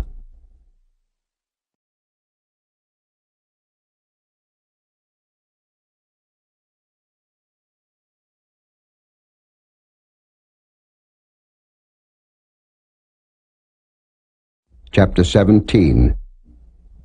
And all the congregation of the children of Israel journeyed from the wilderness of Sin after their journeys, according to the commandment of the Lord, and pitched in Rephidim, and there was no water for the people to drink. Wherefore the people did chide with Moses, and said, Give us water, that we may drink. And Moses said unto them, Why chide ye with me? Wherefore do ye tempt the Lord? And the people thirsted there for water, and the people murmured against Moses, and said, Wherefore is this that thou hast brought us up out of Egypt, to kill us and our children and our cattle with thirst? And Moses cried unto the Lord, saying, What shall I do unto this people? They be almost ready to stone me. And the Lord said unto Moses, Go on before the people, and take with thee of the elders of Israel, and thy rod wherewith thou smotest the river, take in thine hand, and go. Behold, I will stand before thee there upon the rock in Horeb, and thou shalt smite the rock, and there shall come water out of it, that the people may drink. And Moses did so in the sight of the elders of Israel. And he called the name of the place Massah and Meribah, because of the chiding of the children of Israel, and because they tempted the Lord, saying, Is the Lord among us or not? Then came Amalek, and fought with Israel in Rephidim. And Moses said unto Joshua, Choose us out men, and go out, fight with Amalek. Tomorrow I will stand on the top of the hill with the rod of God in mine hand.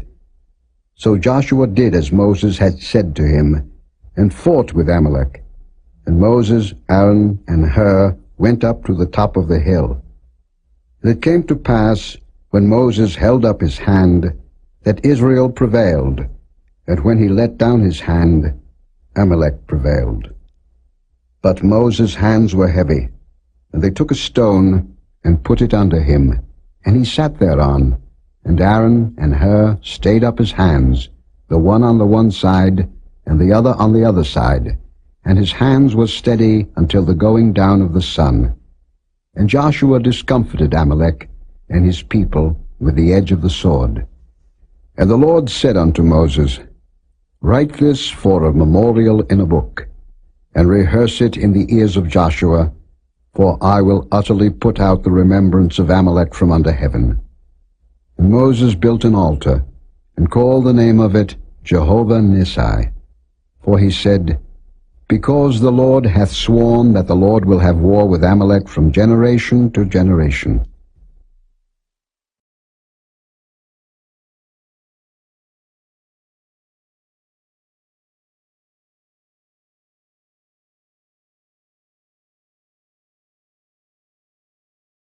Chapter 18. When Jethro, the priest of Midian, Moses' father-in-law, heard of all that God had done for Moses and for Israel his people, and that the Lord had brought Israel out of Egypt, then Jethro, Moses' father-in-law, took Zipporah, Moses' wife, after he had sent her back, and her 2 sons, of which the name of the one was Gershom, for he said, I have been an alien in a strange land, and the name of the other was Eliezer, for the God of my father, said he, was mine help, and delivered me from the sword of Pharaoh. And Jethro, Moses' father-in-law, came with his sons and his wife unto Moses into the wilderness, where he encamped at the mount of God. And he said unto Moses, I, thy father-in-law Jethro, am come unto thee, and thy wife, and her 2 sons with her. And Moses went out to meet his father-in-law, and did obeisance, and kissed him, and they asked each other of their welfare, and they came into the tent. And Moses told his father-in-law all that the Lord had done unto Pharaoh and to the Egyptians for Israel's sake, and all the travail that had come upon them by the way, and how the Lord delivered them. And Jethro rejoiced for all the goodness which the Lord had done to Israel, whom he had delivered out of the hand of the Egyptians. And Jethro said, Blessed be the Lord, who hath delivered you out of the hand of the Egyptians, and out of the hand of Pharaoh, who hath delivered the people from under the hand of the Egyptians. Now I know that the Lord is greater than all gods, for in the thing wherein they dealt proudly he was above them. And Jethro, Moses' father-in-law, took a burnt offering and sacrifices for God. And Aaron came, and all the elders of Israel, to eat bread with Moses' father-in-law before God. And it came to pass on the morrow that Moses sat to judge the people, and the people stood by Moses from the morning unto the evening. And when Moses' father-in-law saw all that he did to the people, he said, What is this thing that thou doest to the people? Why sittest thou thyself alone, and all the people stand by thee from morning unto even? And Moses said unto his father-in-law, Because the people come unto me to inquire of God. When they have a matter, they come unto me, and I judge between one and another, and I do make them know the statutes of God and his laws. And Moses' father-in-law said unto him, The thing that thou doest is not good. Thou wilt surely wear away, both thou and this people that is with thee. For this thing is too heavy for thee.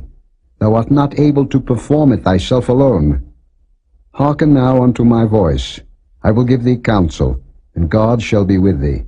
Be thou for the people to Godward, that thou mayest bring the causes unto God. And thou shalt teach them ordinances and laws, and shalt show them the way wherein they must walk, and the work that they must do. Moreover, thou shalt provide out of all the people able men, such as fear God, men of truth, hating covetousness, and place such over them to be rulers of thousands, and rulers of hundreds, rulers of 50s, and rulers of 10s. And let them judge the people at all seasons. And it shall be that every great matter they shall bring unto thee, but every small matter they shall judge. So shall it be easier for thyself, and they shall bear the burden with thee. If thou shalt do this thing, and God command thee so, then thou shalt be able to endure, and all this people shall also go to their place in peace. So Moses hearkened to the voice of his father-in-law, and did all that he had said.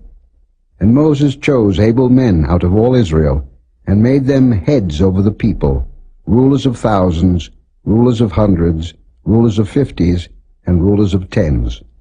And they judged the people at all seasons. The hard causes they brought unto Moses, but every small matter they judged themselves. And Moses let his father-in-law depart, and he went his way into his own land.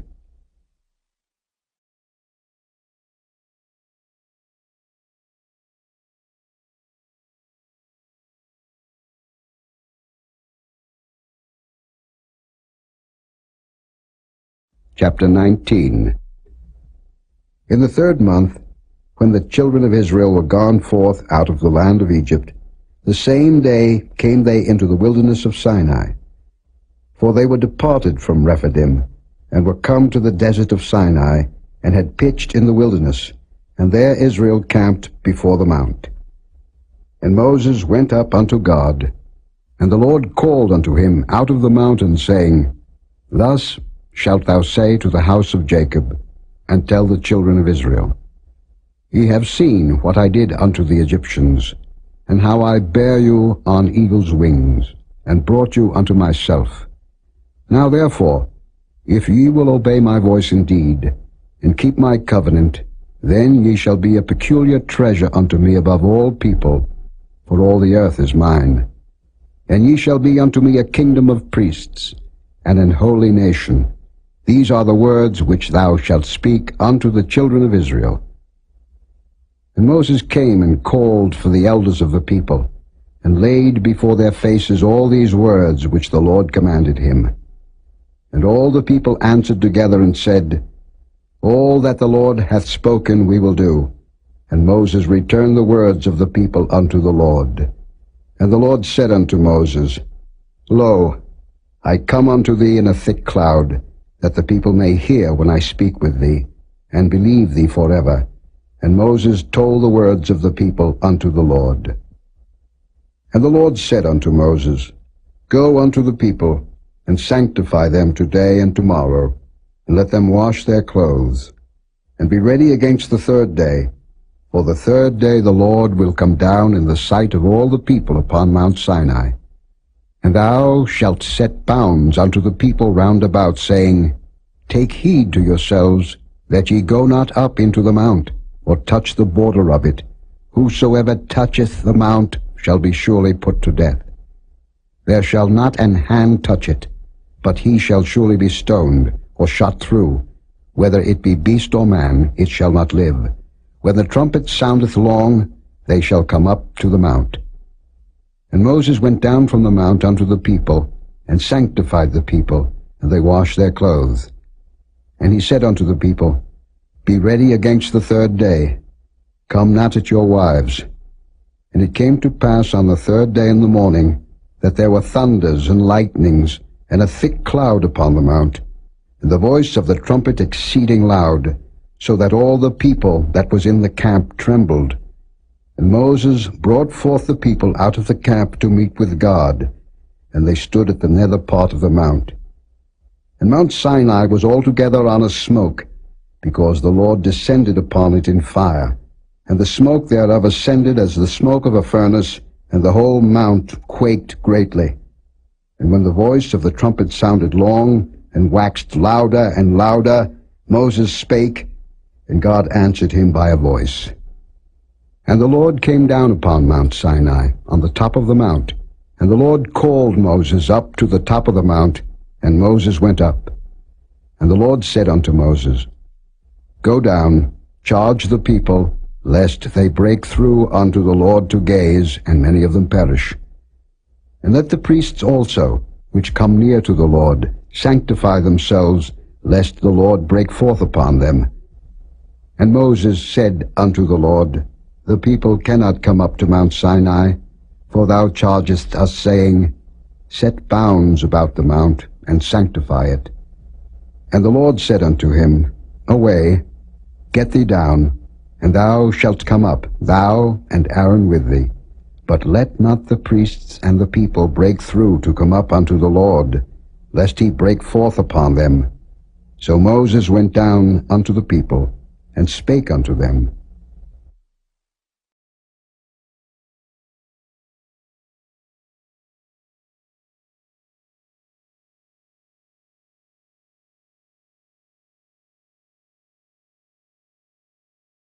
Chapter 20. And God spake all these words, saying, I am the Lord thy God, which have brought thee out of the land of Egypt, out of the house of bondage. Thou shalt have no other gods before me. Thou shalt not make unto thee any graven image, or any likeness of anything that is in heaven above, or that is in the earth beneath, or that is in the water under the earth. Thou shalt not bow down thyself to them, nor serve them.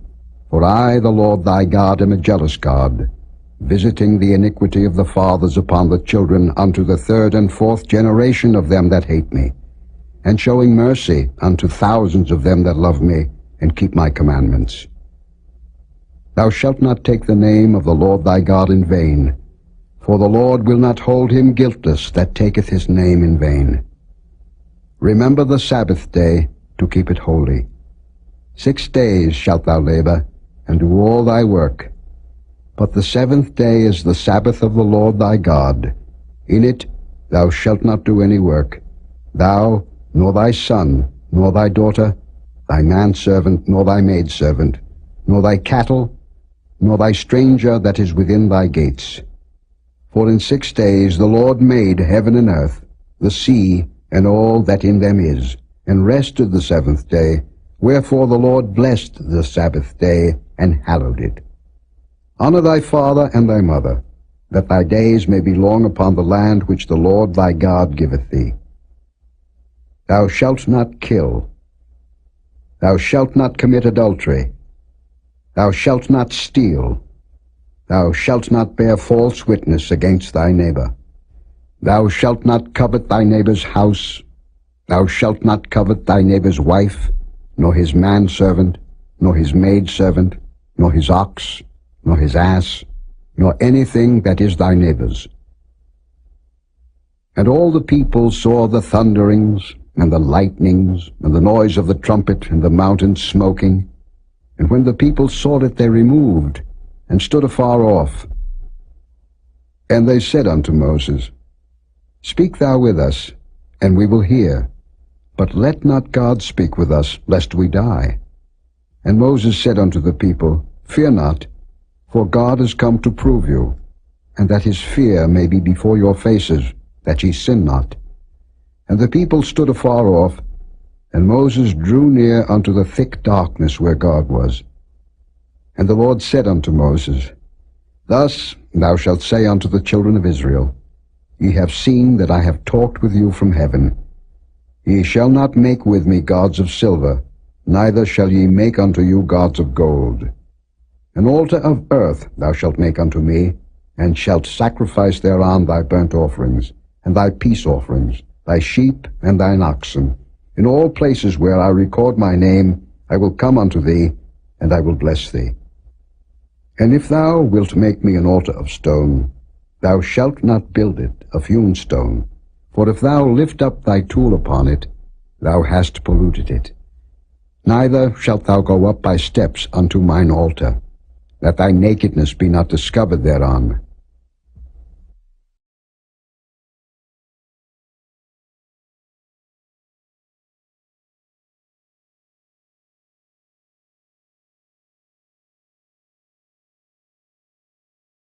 Chapter 21. Now these are the judgments which thou shalt set before them. If thou buy an Hebrew servant, 6 years he shall serve, and in the 7th he shall go out free for nothing. If he came in by himself, he shall go out by himself. If he were married, then his wife shall go out with him. If his master have given him a wife, and she have borne him sons or daughters, the wife and her children shall be her master's, and he shall go out by himself. And if the servant shall plainly say, I love my master, my wife, and my children, I will not go out free, then his master shall bring him unto the judges. He shall also bring him to the door, or unto the door post, and his master shall bore his ear through with an awl, and he shall serve him forever. And if a man sell his daughter to be a maidservant, she shall not go out as the men servants do. If she please not her master, who hath betrothed her to himself, then shall he let her be redeemed. To sell her unto a strange nation he shall have no power, seeing he hath dealt deceitfully with her. And if he have betrothed her unto his son, he shall deal with her after the manner of daughters. If he take him another wife, her food, her raiment, and her duty of marriage shall he not diminish. And if he do not these 3 unto her, then shall she go out free without money. He that smiteth a man, so that he die, shall be surely put to death. And if a man lie not in wait, but God deliver him into his hand, then I will appoint thee a place whither he shall flee. But if a man come presumptuously upon his neighbor to slay him with guile, thou shalt take him from mine altar, that he may die. And he that smiteth his father or his mother shall be surely put to death. And he that stealeth a man, and selleth him, or if he be found in his hand, he shall surely be put to death. And he that curseth his father or his mother shall surely be put to death. And if men strive together, and one smite another with a stone, or with his fist, and he die not, but keepeth his bed, if he rise again, and walk abroad upon his staff, then shall he that smote him be quit. Only he shall pay for the loss of his time, and shall cause him to be thoroughly healed. And if a man smite his servant, or his maid with a rod, and he die under his hand, he shall be surely punished. Notwithstanding, if he continue a day or two, he shall not be punished, for he is his money. If men strive, and hurt a woman with child, so that her fruit depart from her, and yet no mischief follow, he shall be surely punished, according as the woman's husband will lay upon him, and he shall pay as the judges determine. And if any mischief follow, then thou shalt give life for life, eye for eye, tooth for tooth, hand for hand, foot for foot, burning for burning, wound for wound, stripe for stripe. And if a man smite the eye of his servant, or the eye of his maid, that it perish, he shall let him go free for his eye's sake. And if he smite out his manservant's tooth, or his maidservant's tooth, he shall let him go free for his tooth's sake. If an ox gore a man or a woman, that they die, then the ox shall be surely stoned, and his flesh shall not be eaten, but the owner of the ox shall be quit. But if the ox were wont to push with his horn in time past, and it hath been testified to his owner, and he hath not kept him in, but that he hath killed a man or a woman, the ox shall be stoned, and his owner also shall be put to death. If there be laid on him a sum of money, then he shall give for the ransom of his life whatsoever is laid upon him. Whether he have gored a son, or have gored a daughter, according to this judgment shall it be done unto him. If the ox shall push a manservant or a maidservant, he shall give unto their master 30 shekels of silver, and the ox shall be stoned. And if a man shall open a pit, or if a man shall dig a pit, and not cover it, and an ox or an ass fall therein, the owner of the pit shall make it good, and give money unto the owner of them, and the dead beast shall be his. And if one man's ox hurt another's, that he die, then they shall sell the live ox, and divide the money of it, and the dead ox also they shall divide. Or if it be known that the ox hath used to push in time past, and his owner hath not kept him in, he shall surely pay ox for ox, and the dead shall be his own.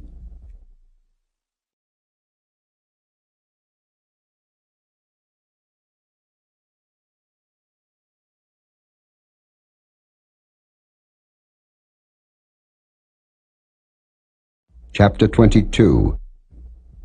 If a man shall steal an ox or a sheep, and kill it or sell it, he shall restore 5 oxen for an ox, and 4 sheep for a sheep. If a thief be found breaking up, and be smitten that he die, there shall no blood be shed for him. If the sun be risen upon him, there shall be blood shed for him, for he should make full restitution. If he have nothing, then he shall be sold for his theft. If the theft be certainly found in his hand alive, whether it be ox or ass or sheep, he shall restore double. If a man shall cause a field or vineyard to be eaten, and shall put in his beast, and shall feed in another man's field, of the best of his own field, and of the best of his own vineyard, shall he make restitution.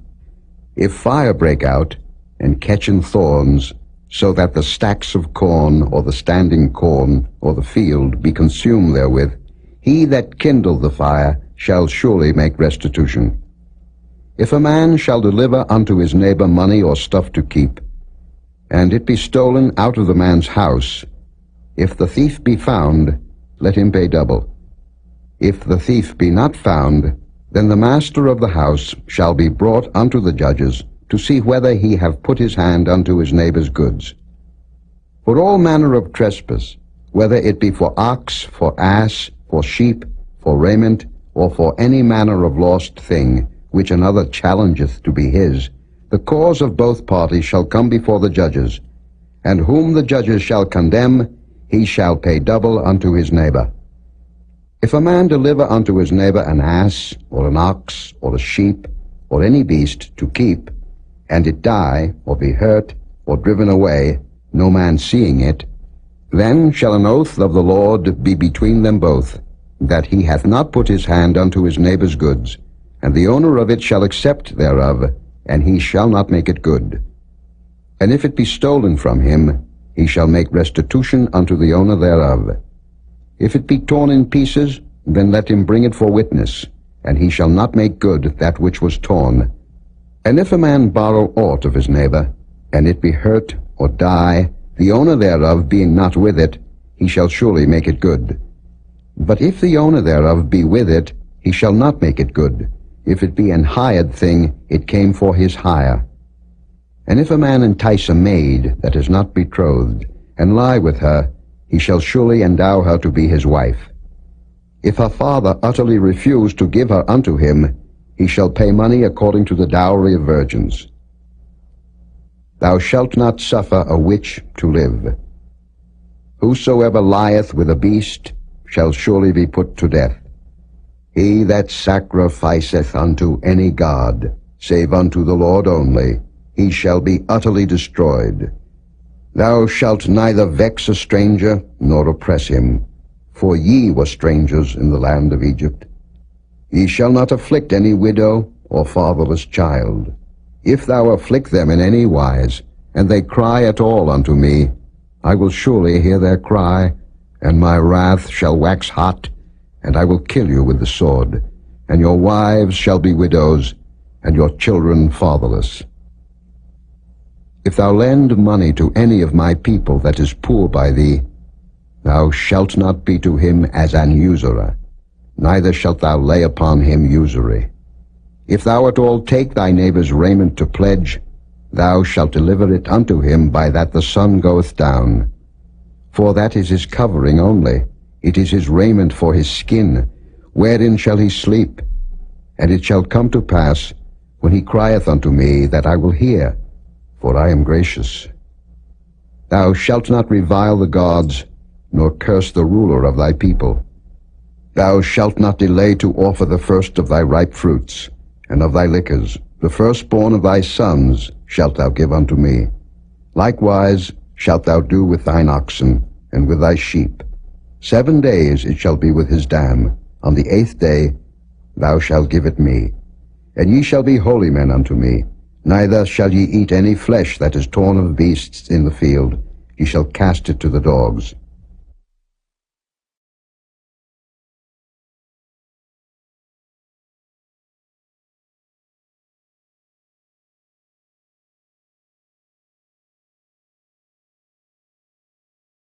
Chapter 23. Thou shalt not raise a false report. Put not thine hand with the wicked to be an unrighteous witness. Thou shalt not follow a multitude to do evil. Neither shalt thou speak in a cause to decline after many to wrest judgment. Neither shalt thou countenance a poor man in his cause. If thou meet thine enemy's ox or his ass going astray, thou shalt surely bring it back to him again. If thou see the ass of him that hateth thee lying under his burden, and wouldest forbear to help him, thou shalt surely help with him. Thou shalt not wrest the judgment of thy poor in his cause. Keep thee far from a false matter, and the innocent and righteous slay thou not, for I will not justify the wicked. And thou shalt take no gift, for the gift blindeth the wise, and perverteth the words of the righteous. Also, thou shalt not oppress a stranger, for ye know the heart of a stranger, seeing ye were strangers in the land of Egypt. In 6 years thou shalt sow thy land, and shalt gather in the fruits thereof. But the 7th year thou shalt let it rest and lie still, that the poor of thy people may eat. And what they leave the beasts of the field shall eat. In like manner thou shalt deal with thy vineyard and with thy oliveyard. 6 days thou shalt do thy work, and on the 7th day thou shalt rest, that thine ox and thine ass may rest, and the son of thy handmaid and the stranger may be refreshed. And in all things that I have said unto you be circumspect, and make no mention of the name of other gods, neither let it be heard out of thy mouth. 3 times thou shalt keep a feast unto me in the year. Thou shalt keep the feast of unleavened bread. Thou shalt eat unleavened bread 7 days, as I commanded thee, in the time appointed of the month Abib. For in it thou camest out from Egypt, and none shall appear before me empty. And the feast of harvest, the first fruits of thy labors, which thou hast sown in the field, and the feast of ingathering, which is in the end of the year, when thou hast gathered in thy labors out of the field. 3 times in the year all thy males shall appear before the Lord God. Thou shalt not offer the blood of my sacrifice with leavened bread, neither shall the fat of my sacrifice remain until the morning. The first of the first fruits of thy land thou shalt bring into the house of the Lord thy God. Thou shalt not seethe a kid in his mother's milk. Behold, I send an angel before thee, to keep thee in the way, and to bring thee into the place which I have prepared. Beware of him, and obey his voice. Provoke him not, for he will not pardon your transgressions, for my name is in him. But if thou shalt indeed obey his voice, and do all that I speak, then I will be an enemy unto thine enemies, and an adversary unto thine adversaries. For mine angel shall go before thee, and bring thee in unto the Amorites, and the Hittites, and the Perizzites, and the Canaanites, and the Hivites, and the Jebusites, and I will cut them off. Thou shalt not bow down to their gods, nor serve them, nor do after their works, but thou shalt utterly overthrow them, and quite break down their images. And ye shall serve the Lord your God, and he shall bless thy bread and thy water, and I will take sickness away from the midst of thee. There shall nothing cast their young, nor be barren in thy land. The number of thy days I will fulfill. I will send my fear before thee, and will destroy all the people to whom thou shalt come, and I will make all thine enemies turn their backs unto thee. And I will send hornets before thee, which shall drive out the Hivite, the Canaanite, and the Hittite from before thee. I will not drive them out from before thee in 1 year, lest the land become desolate, and the beasts of the field multiply against thee. By little and little I will drive them out from before thee, until thou be increased, and inherit the land. And I will set thy bounds from the Red Sea even unto the sea of the Philistines, and from the desert unto the river. For I will deliver the inhabitants of the land into your hand, and thou shalt drive them out before thee. Thou shalt make no covenant with them, nor with their gods. They shall not dwell in thy land, lest they make thee sin against me. For if thou serve their gods, it will surely be a snare unto thee.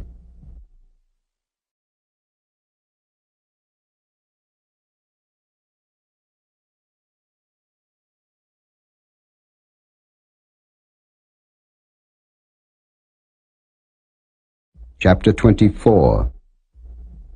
And he said unto Moses, Come up unto the Lord, thou, and Aaron, Nadab, and Abihu, and 70 of the elders of Israel, and worship ye afar off.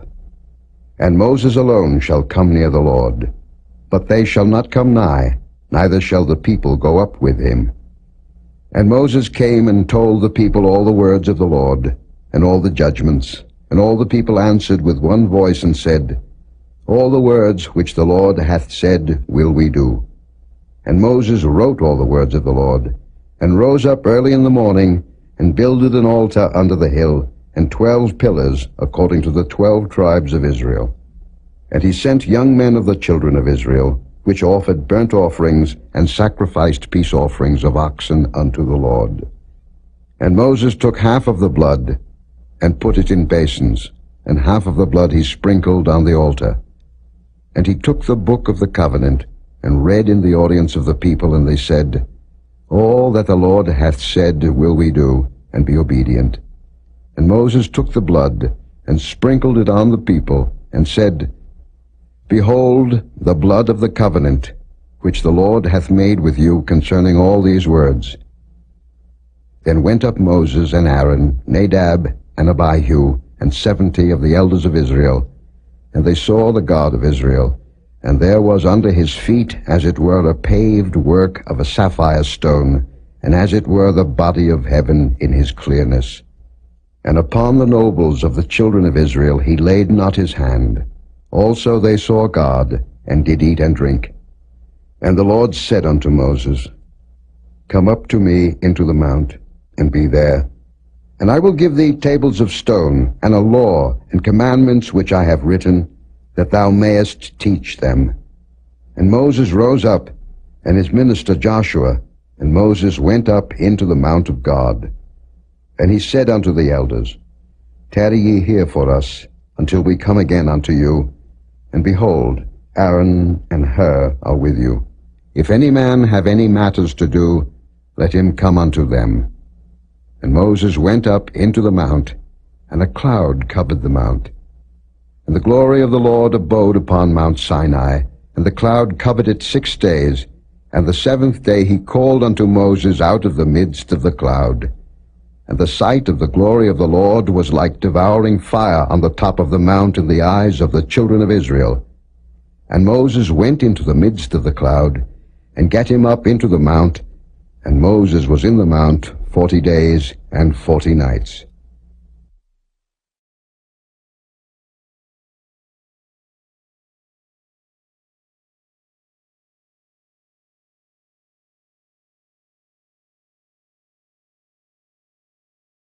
Chapter 25. And the Lord spake unto Moses, saying, Speak unto the children of Israel, that they bring me an offering. Of every man that giveth it willingly with his heart ye shall take my offering. And this is the offering which ye shall take of them, gold, and silver, and brass, and blue, and purple, and scarlet, and fine linen, and goat's hair, and ram skins dyed red, and badgers' skins, and shittim wood, oil for the light, spices for anointing oil, and for sweet incense, onyx stones, and stones to be set in the ephod, and in the breastplate. And let them make me a sanctuary, that I may dwell among them. According to all that I show thee, after the pattern of the tabernacle, and the pattern of all the instruments thereof, even so shall ye make it. And they shall make an ark of shittim wood. 2 cubits and a half shall be the length thereof, and 1 cubit and a half the breadth thereof, and 1 cubit and a half the height thereof. And thou shalt overlay it with pure gold. Within and without shalt thou overlay it, and shalt make upon it a crown of gold round about. And thou shalt cast 4 rings of gold for it, and put them in the 4 corners thereof. And 2 rings shall be in the one side of it, and 2 rings in the other side of it. And thou shalt make staves of shittim wood, and overlay them with gold. And thou shalt put the staves into the rings by the sides of the ark, that the ark may be borne with them. The staves shall be in the rings of the ark, they shall not be taken from it. And thou shalt put into the ark the testimony which I shall give thee. And thou shalt make a mercy seat of pure gold.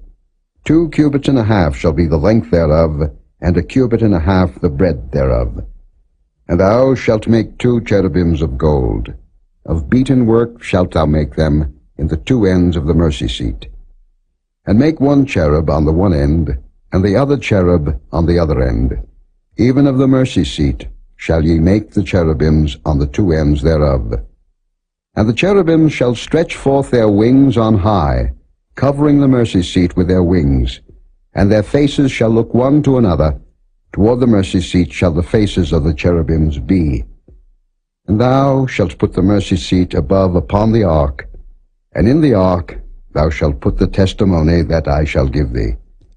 And there I will meet with thee, and I will commune with thee from above the mercy seat, from between the two cherubims which are upon the ark of the testimony, of all things which I will give thee in commandment unto the children of Israel. Thou shalt also make a table of shittim wood. 2 cubits shall be the length thereof, and a cubit the breadth thereof, and a cubit and a half the height thereof. And thou shalt overlay it with pure gold, and make thereto a crown of gold round about. And thou shalt make unto it a border of an handbreadth round about, and thou shalt make a golden crown to the border thereof round about. And thou shalt make for it 4 rings of gold, and put the rings in the 4 corners that are on the 4 feet thereof. Over against the border shall the rings be for places of the staves to bear the table. And thou shalt make the staves of shittim wood, and overlay them with gold, that the table may be borne with them. And thou shalt make the dishes thereof, and spoons thereof, and covers thereof, and bowls thereof, to cover withal. Of pure gold shalt thou make them. And thou shalt set upon the table showbread before me alway. And thou shalt make a candlestick of pure gold. Of beaten work shall the candlestick be made. His shaft, and his branches, his bowls, his knops, and his flowers shall be of the same. And 6 branches shall come out of the sides of it, 3 branches of the candlestick out of the one side, and 3 branches of the candlestick out of the other side. 3 bowls made like unto almonds, with a knop and a flower in one branch, and 3 bowls made like almonds in the other branch, with a knop and a flower, so in the 6 branches that come out of the candlestick. And in the candlestick shall be 4 bowls, made like unto almonds, with their knops and their flowers. And there shall be a knop under 2 branches of the same, and a knop under 2 branches of the same, and a knop under 2 branches of the same, according to the 6 branches that proceed out of the candlestick. Their knops and their branches shall be of the same. All it shall be one beaten work of pure gold. And thou shalt make the 7 lamps thereof, and they shall light the lamps thereof, that they may give light over against it. And the tongues thereof, and the snuff dishes thereof, shall be of pure gold. Of a talent of pure gold shall he make it, with all these vessels. And look that thou make them after their pattern, which was showed thee in the mount.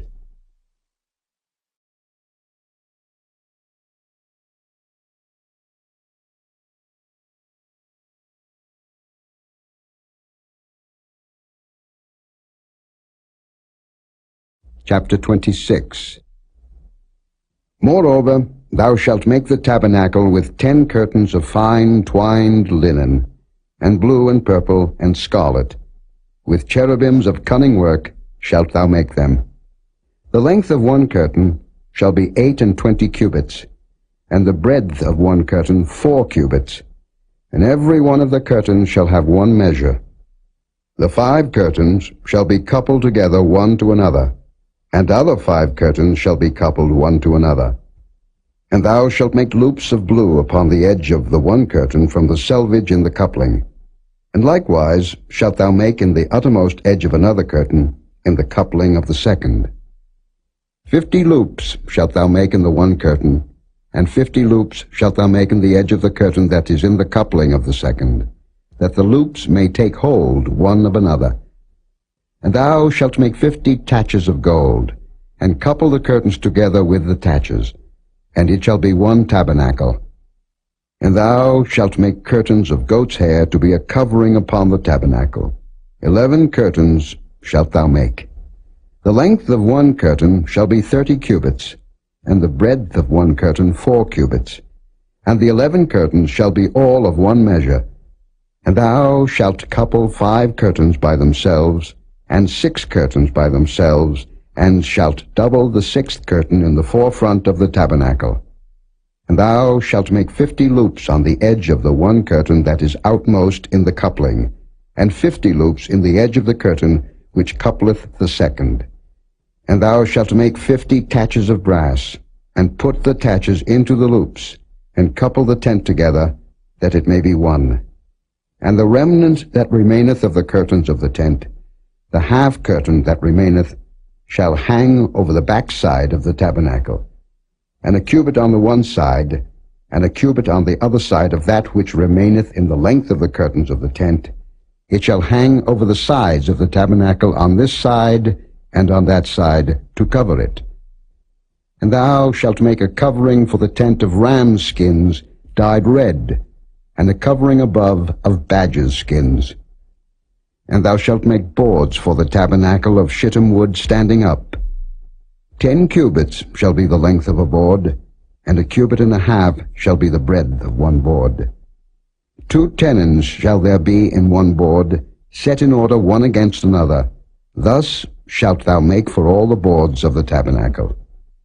And thou shalt make the boards for the tabernacle, 20 boards on the south side southward. And thou shalt make 40 sockets of silver under the 20 boards, 2 sockets under one board for his 2 tenons, and 2 sockets under another board for his 2 tenons. And for the second side of the tabernacle on the north side there shall be 20 boards, and there 40 sockets of silver, 2 sockets under one board, and 2 sockets under another board. And for the sides of the tabernacle westward thou shalt make 6 boards, and 2 boards shalt thou make for the corners of the tabernacle in the 2 sides. And they shall be coupled together beneath, and they shall be coupled together above the head of it unto one ring. Thus shall it be for them both. They shall be for the 2 corners. And they shall be 8 boards, and their sockets of silver 16 sockets, 2 sockets under one board, and 2 sockets under another board. And thou shalt make bars of shittim wood, 5 for the boards of the one side of the tabernacle, and 5 bars for the boards of the other side of the tabernacle, and 5 bars for the boards of the side of the tabernacle, for the 2 sides westward. And the middle bar in the midst of the boards shall reach from end to end. And thou shalt overlay the boards with gold, and make their rings of gold for places for the bars. And thou shalt overlay the bars with gold. And thou shalt rear up the tabernacle according to the fashion thereof, which was showed thee in the mount. And thou shalt make a veil of blue, and purple, and scarlet, and fine twined linen of cunning work. With cherubims shall it be made. And thou shalt hang it upon 4 pillars of shittim wood overlaid with gold. Their hooks shall be of gold upon the 4 sockets of silver. And thou shalt hang up the veil under the taches, that thou mayest bring in thither within the veil the ark of the testimony. And the veil shall divide unto you between the holy place and the most holy. And thou shalt put the mercy seat upon the ark of the testimony in the most holy place.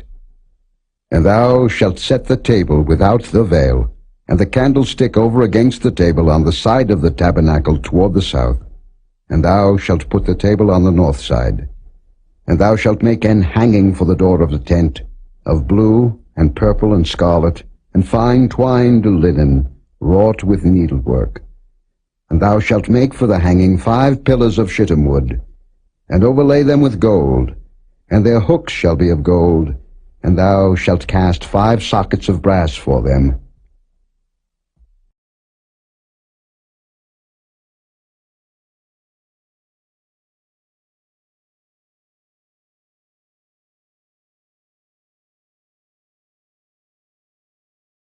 Chapter 27. And thou shalt make an altar of shittim wood, 5 cubits long, and 5 cubits broad. The altar shall be foursquare, and the height thereof shall be 3 cubits.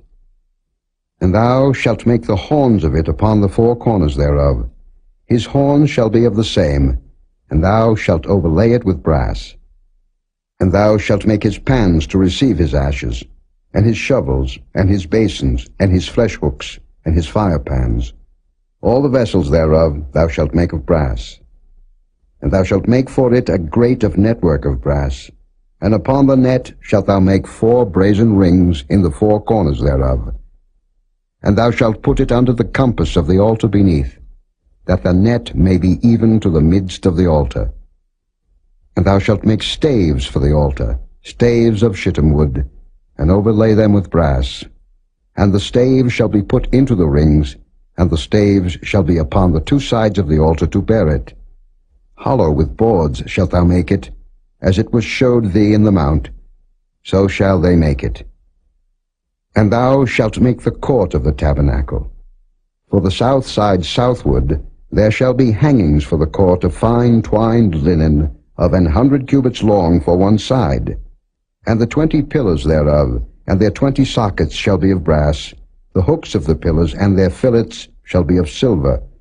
And likewise for the north side in length there shall be hangings of 100 cubits long, and his 20 pillars and their 20 sockets of brass, the hooks of the pillars and their fillets of silver. And for the breadth of the court on the west side shall be hangings of 50 cubits, their pillars 10, and their sockets 10. And the breadth of the court on the east side eastward shall be 50 cubits. The hangings of one side of the gate shall be 15 cubits, their pillars 3, and their sockets 3. And on the other side shall be hangings 15 cubits, their pillars 3, and their sockets 3. And for the gate of the court shall be an hanging of 20 cubits of blue, and purple, and scarlet, and fine twined linen, wrought with needlework, and their pillars shall be 4, and their sockets 4. All the pillars round about the court shall be filleted with silver. Their hooks shall be of silver, and their sockets of brass. The length of the court shall be 100 cubits, and the breadth 50 everywhere, and the height 5 cubits of fine twined linen, and their sockets of brass.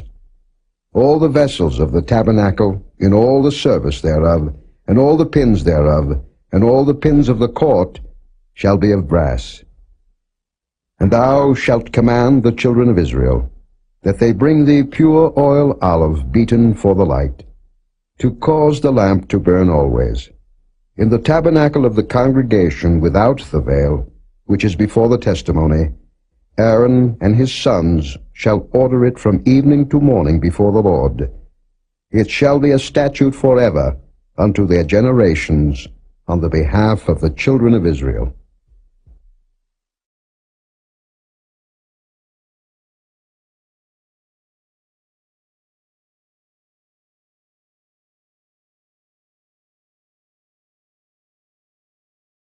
Chapter 28. And take thou unto thee Aaron thy brother, and his sons with him, from among the children of Israel, that he may minister unto me in the priest's office, even Aaron, Nadab, and Abihu, Eleazar and Ithamar, Aaron's sons. And thou shalt make holy garments for Aaron thy brother, for glory and for beauty. And thou shalt speak unto all that are wise-hearted, whom I have filled with the spirit of wisdom, that they may make Aaron's garments to consecrate him, that he may minister unto me in the priest's office. And these are the garments which they shall make: a breastplate, and an ephod, and a robe, and a broidered coat, a mitre, and a girdle. And they shall make holy garments for Aaron thy brother and his sons, that he may minister unto me in the priest's office. And they shall take gold, and blue, and purple, and scarlet, and fine linen. And they shall make the ephod of gold, of blue, and of purple, of scarlet, and fine twined linen with cunning work. It shall have the 2 shoulder pieces thereof, joined at the 2 edges thereof, and so it shall be joined together. And the curious girdle of the ephod, which is upon it, shall be of the same, according to the work thereof, even of gold, of blue, and purple, and scarlet, and fine twined linen. And thou shalt take 2 onyx stones, and grave on them the names of the children of Israel, 6 of their names on one stone, and the other 6 names of the rest on the other stone, according to their birth. With the work of an engraver in stone, like the engravings of a signet, shalt thou engrave the 2 stones with the names of the children of Israel. Thou shalt make them to be set in ouches of gold. And thou shalt put the 2 stones upon the shoulders of the ephod for stones of memorial unto the children of Israel.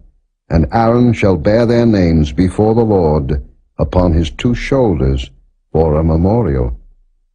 And thou shalt make ouches of gold, and 2 chains of pure gold at the ends.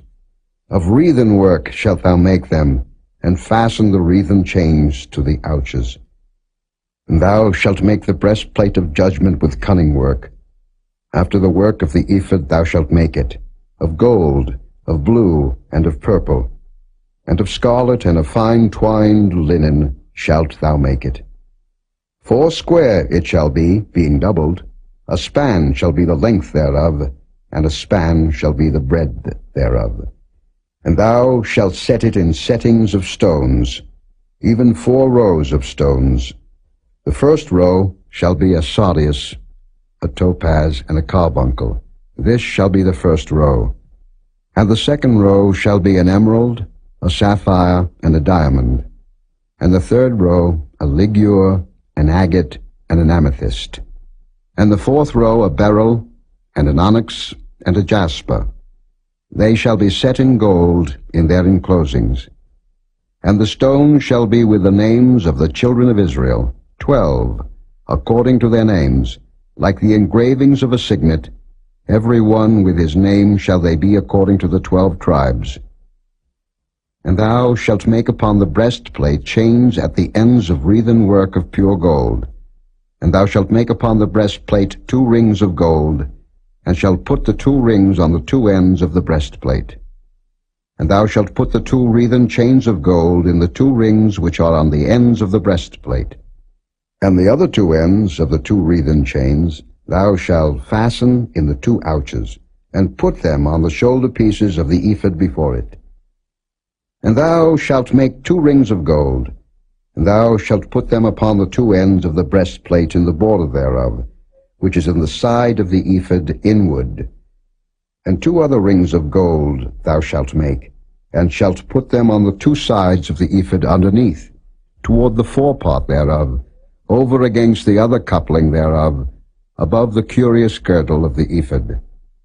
And they shall bind the breastplate by the rings thereof unto the rings of the ephod with a lace of blue, that it may be above the curious girdle of the ephod, and that the breastplate be not loosed from the ephod. And Aaron shall bear the names of the children of Israel in the breastplate of judgment upon his heart, when he goeth in unto the holy place, for a memorial before the Lord continually.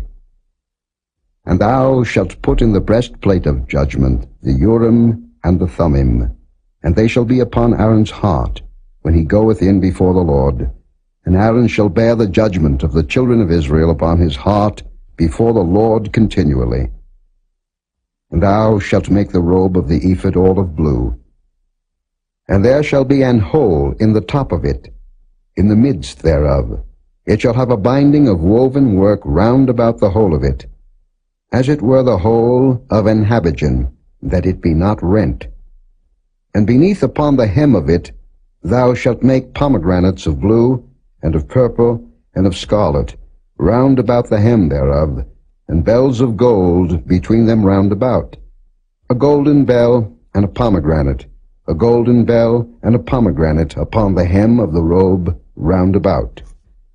And it shall be upon Aaron to minister, and his sound shall be heard when he goeth in unto the holy place before the Lord, and when he cometh out, that he die not. And thou shalt make a plate of pure gold, engrave upon it, like the engravings of a signet, Holiness to the Lord. And thou shalt put it on a blue lace, that it may be upon the mitre. Upon the forefront of the mitre it shall be. And it shall be upon Aaron's forehead, that Aaron may bear the iniquity of the holy things, which the children of Israel shall hallow in all their holy gifts. And it shall be always upon his forehead, that they may be accepted before the Lord.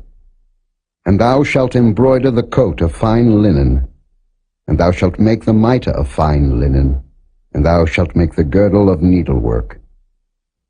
And for Aaron's sons thou shalt make coats, and thou shalt make for them girdles, and bonnets shalt thou make for them, for glory and for beauty. And thou shalt put them upon Aaron thy brother, and his sons with him, and shalt anoint them, and consecrate them, and sanctify them, that they may minister unto me in the priest's office. And thou shalt make them linen breeches to cover their nakedness. From the loins even unto the thighs they shall reach. And they shall be upon Aaron and upon his sons, when they come in unto the tabernacle of the congregation, or when they come near unto the altar to minister in the holy place, that they bear not iniquity and die. It shall be a statute forever unto him and his seed after him.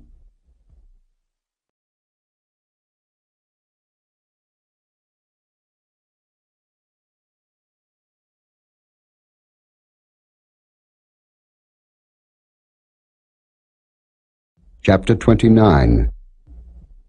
And this is the thing that thou shalt do unto them to hallow them, to minister unto me in the priest's office. Take 1 young bullock, and 2 rams without blemish, and unleavened bread, and cakes unleavened, tempered with oil, and wafers unleavened, anointed with oil. Of wheaten flour shalt thou make them. And thou shalt put them into 1 basket, and bring them in the basket, with the bullock and the 2 rams. And Aaron and his sons thou shalt bring unto the door of the tabernacle of the congregation, and shalt wash them with water.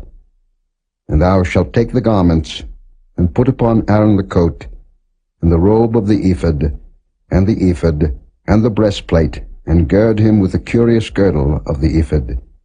And thou shalt put the mitre upon his head, and put the holy crown upon the mitre. Then shalt thou take the anointing oil, and pour it upon his head, and anoint him. And thou shalt bring his sons, and put coats upon them. And thou shalt gird them with girdles, Aaron and his sons, and put the bonnets on them, and the priest's office shall be theirs for a perpetual statute. And thou shalt consecrate Aaron and his sons. And thou shalt cause a bullock to be brought before the tabernacle of the congregation, and Aaron and his sons shall put their hands upon the head of the bullock. And thou shalt kill the bullock before the Lord, by the door of the tabernacle of the congregation. And thou shalt take of the blood of the bullock, and put it upon the horns of the altar with thy finger, and pour all the blood beside the bottom of the altar. And thou shalt take all the fat that covereth the inwards, and the caul that is above the liver, and the 2 kidneys, and the fat that is upon them, and burn them upon the altar. But the flesh of the bullock, and his skin, and his dung, shalt thou burn with fire without the camp. It is a sin offering. Thou shalt also take 1 ram, and Aaron and his sons shall put their hands upon the head of the ram. And thou shalt slay the ram, and thou shalt take his blood, and sprinkle it round about upon the altar. And thou shalt cut the ram in pieces, and wash the inwards of him, and his legs, and put them unto his pieces, and unto his head. And thou shalt burn the whole ram upon the altar. It is a burnt offering unto the Lord. It is a sweet savour, an offering made by fire unto the Lord. And thou shalt take the other ram, and Aaron and his sons shall put their hands upon the head of the ram. Then shalt thou kill the ram, and take of his blood, and put it upon the tip of the right ear of Aaron, and upon the tip of the right ear of his sons, and upon the thumb of their right hand, and upon the great toe of their right foot, and sprinkle the blood upon the altar round about. And thou shalt take of the blood that is upon the altar, and of the anointing oil, and sprinkle it upon Aaron, and upon his garments, and upon his sons, and upon the garments of his sons with him, and he shall be hallowed, and his garments, and his sons' garments with him.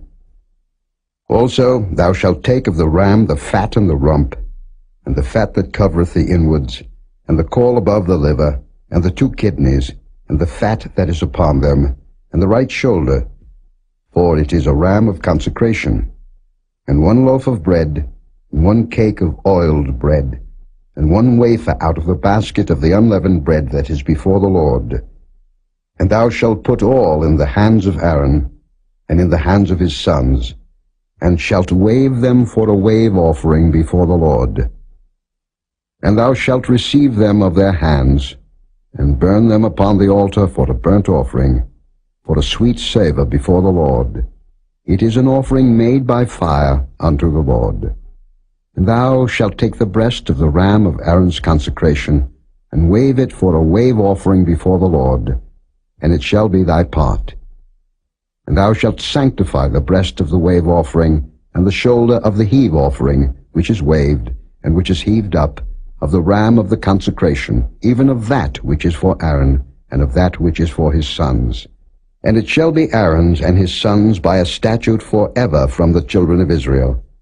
For it is an heave offering, and it shall be an heave offering from the children of Israel of the sacrifice of their peace offerings, even their heave offering unto the Lord. And the holy garments of Aaron shall be his sons after him, to be anointed therein, and to be consecrated in them. And that son that is priest in his stead shall put them on 7 days, when he cometh into the tabernacle of the congregation to minister in the holy place. And thou shalt take the ram of the consecration, and seethe his flesh in the holy place. And Aaron and his sons shall eat the flesh of the ram, and the bread that is in the basket, by the door of the tabernacle of the congregation. And they shall eat those things wherewith the atonement was made, to consecrate and to sanctify them, but a stranger shall not eat thereof, because they are holy. And if aught of the flesh of the consecrations or of the bread remain unto the morning, then thou shalt burn the remainder with fire.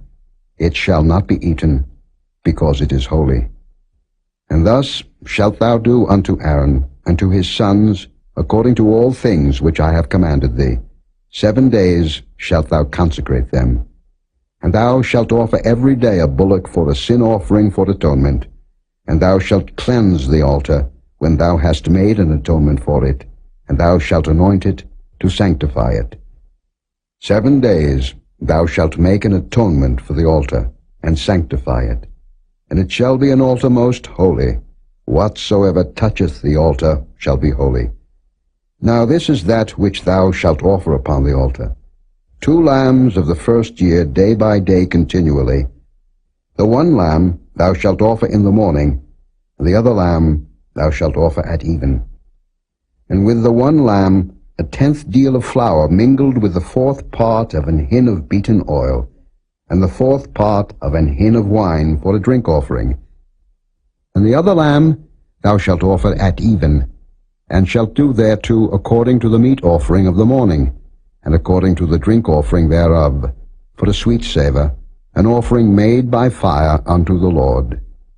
This shall be a continual burnt offering throughout your generations at the door of the tabernacle of the congregation before the Lord, where I will meet you, to speak there unto thee.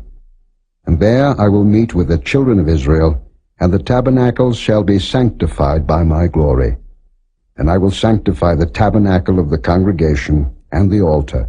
I will sanctify also both Aaron and his sons to minister to me in the priest's office. And I will dwell among the children of Israel, and will be their God. And they shall know that I am the Lord their God, that brought them forth out of the land of Egypt, that I may dwell among them. I am the Lord their God.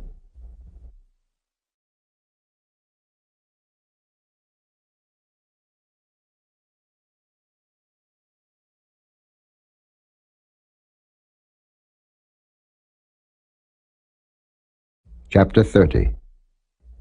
And thou shalt make an altar to burn incense upon. Of shittim wood shalt thou make it. A cubit shall be the length thereof, and a cubit the breadth thereof. 4 square shall it be, and 2 cubits shall be the height thereof. The horns thereof shall be of the same. And thou shalt overlay it with pure gold, the top thereof, and the sides thereof round about, and the horns thereof, and thou shalt make unto it a crown of gold round about. And 2 golden rings shalt thou make to it under the crown of it, by the 2 corners thereof. Upon the 2 sides of it shalt thou make it, and they shall be for places for the staves to bear it withal. And thou shalt make the staves of shittim wood, and overlay them with gold. And thou shalt put it before the veil that is by the ark of the testimony, before the mercy seat that is over the testimony, where I will meet with thee. And Aaron shall burn thereon sweet incense every morning. When he dresseth the lamps, he shall burn incense upon it.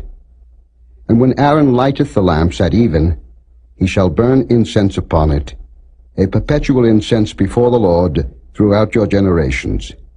Ye shall offer no strange incense thereon, nor burnt sacrifice, nor meat offering, neither shall ye pour drink offering thereon.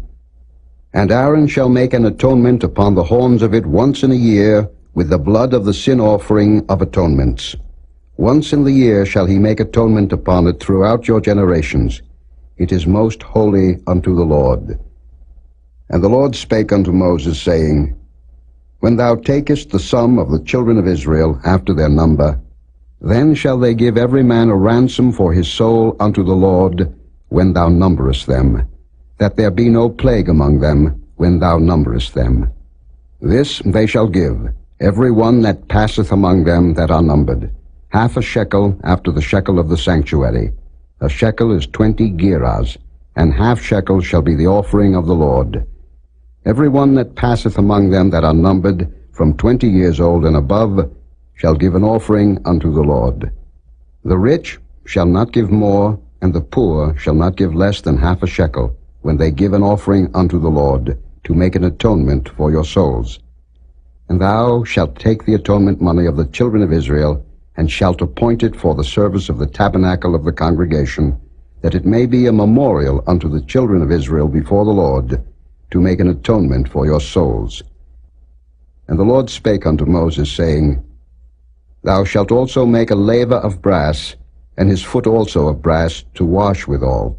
And thou shalt put it between the tabernacle of the congregation and the altar, and thou shalt put water therein. For Aaron and his sons shall wash their hands and their feet thereat. When they go into the tabernacle of the congregation, they shall wash with water, that they die not.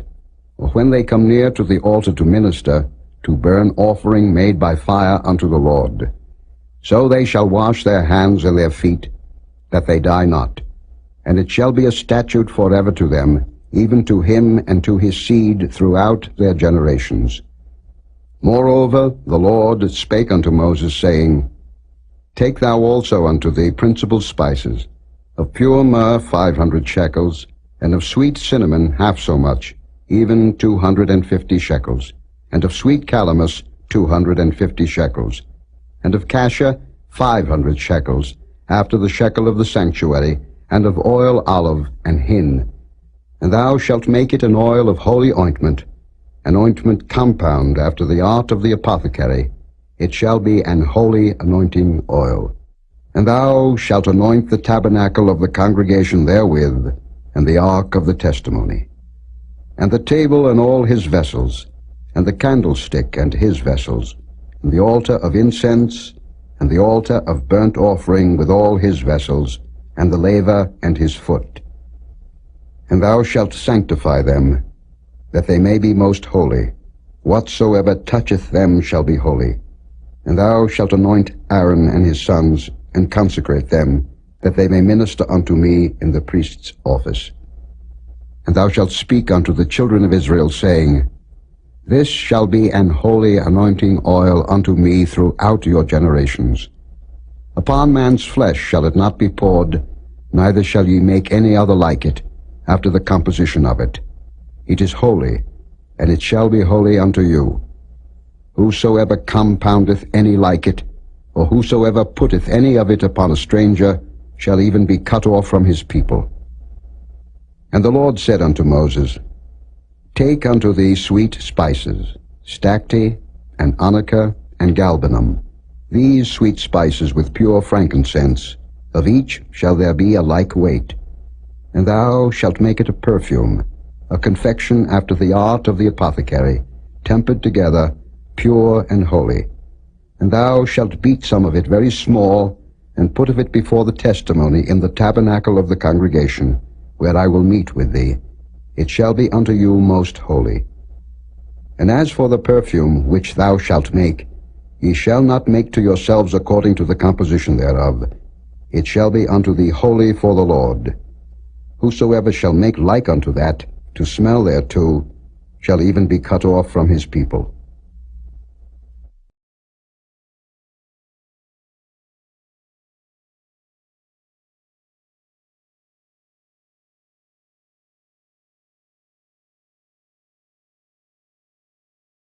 Chapter 31. And the Lord spake unto Moses, saying, See, I have called by name Bezaleel, the son of Uri, the son of Hur, of the tribe of Judah. And I have filled him with the Spirit of God, in wisdom, and in understanding, and in knowledge, and in all manner of workmanship, to devise cunning works, to work in gold, and in silver, and in brass, and in cutting of stones, to set them, and in carving of timber, to work in all manner of workmanship. And I, behold, I have given with him Aholiab, the son of Ahisamach, of the tribe of Dan, and in the hearts of all that are wise-hearted I have put wisdom, that they may make all that I have commanded thee. The tabernacle of the congregation, and the ark of the testimony, and the mercy seat that is thereupon, and all the furniture of the tabernacle, and the table and his furniture, and the pure candlestick with all his furniture, and the altar of incense, and the altar of burnt offering with all his furniture, and the laver and his foot, and the cloths of service, and the holy garments for Aaron the priest, and the garments of his sons, to minister in the priest's office, and the anointing oil, and sweet incense for the holy place, according to all that I have commanded thee shall they do. And the Lord spake unto Moses, saying, Speak thou also unto the children of Israel, saying, Verily my Sabbaths ye shall keep, for it is a sign between me and you throughout your generations, that ye may know that I am the Lord that doth sanctify you. Ye shall keep the Sabbath therefore, for it is holy unto you. Every one that defileth it shall surely be put to death. For whosoever doeth any work therein, that soul shall be cut off from among his people. 6 days may work be done, but in the 7th is the Sabbath of rest, holy to the Lord. Whosoever doeth any work in the Sabbath day, he shall surely be put to death. Wherefore the children of Israel shall keep the Sabbath, to observe the Sabbath throughout their generations, for a perpetual covenant. It is a sign between me and the children of Israel forever. For in 6 days the Lord made heaven and earth, and on the 7th day he rested, and was refreshed. And he gave unto Moses, when he had made an end of communing with him upon Mount Sinai, 2 tables of testimony, tables of stone, written with the finger of God.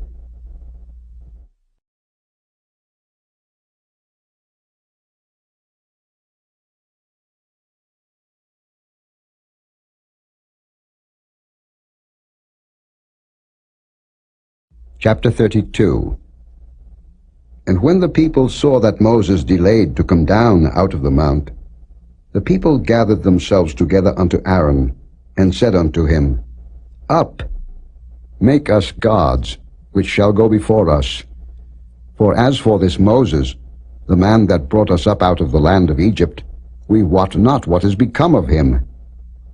And Aaron said unto them, Break off the golden earrings, which are in the ears of your wives, of your sons, and of your daughters, and bring them unto me.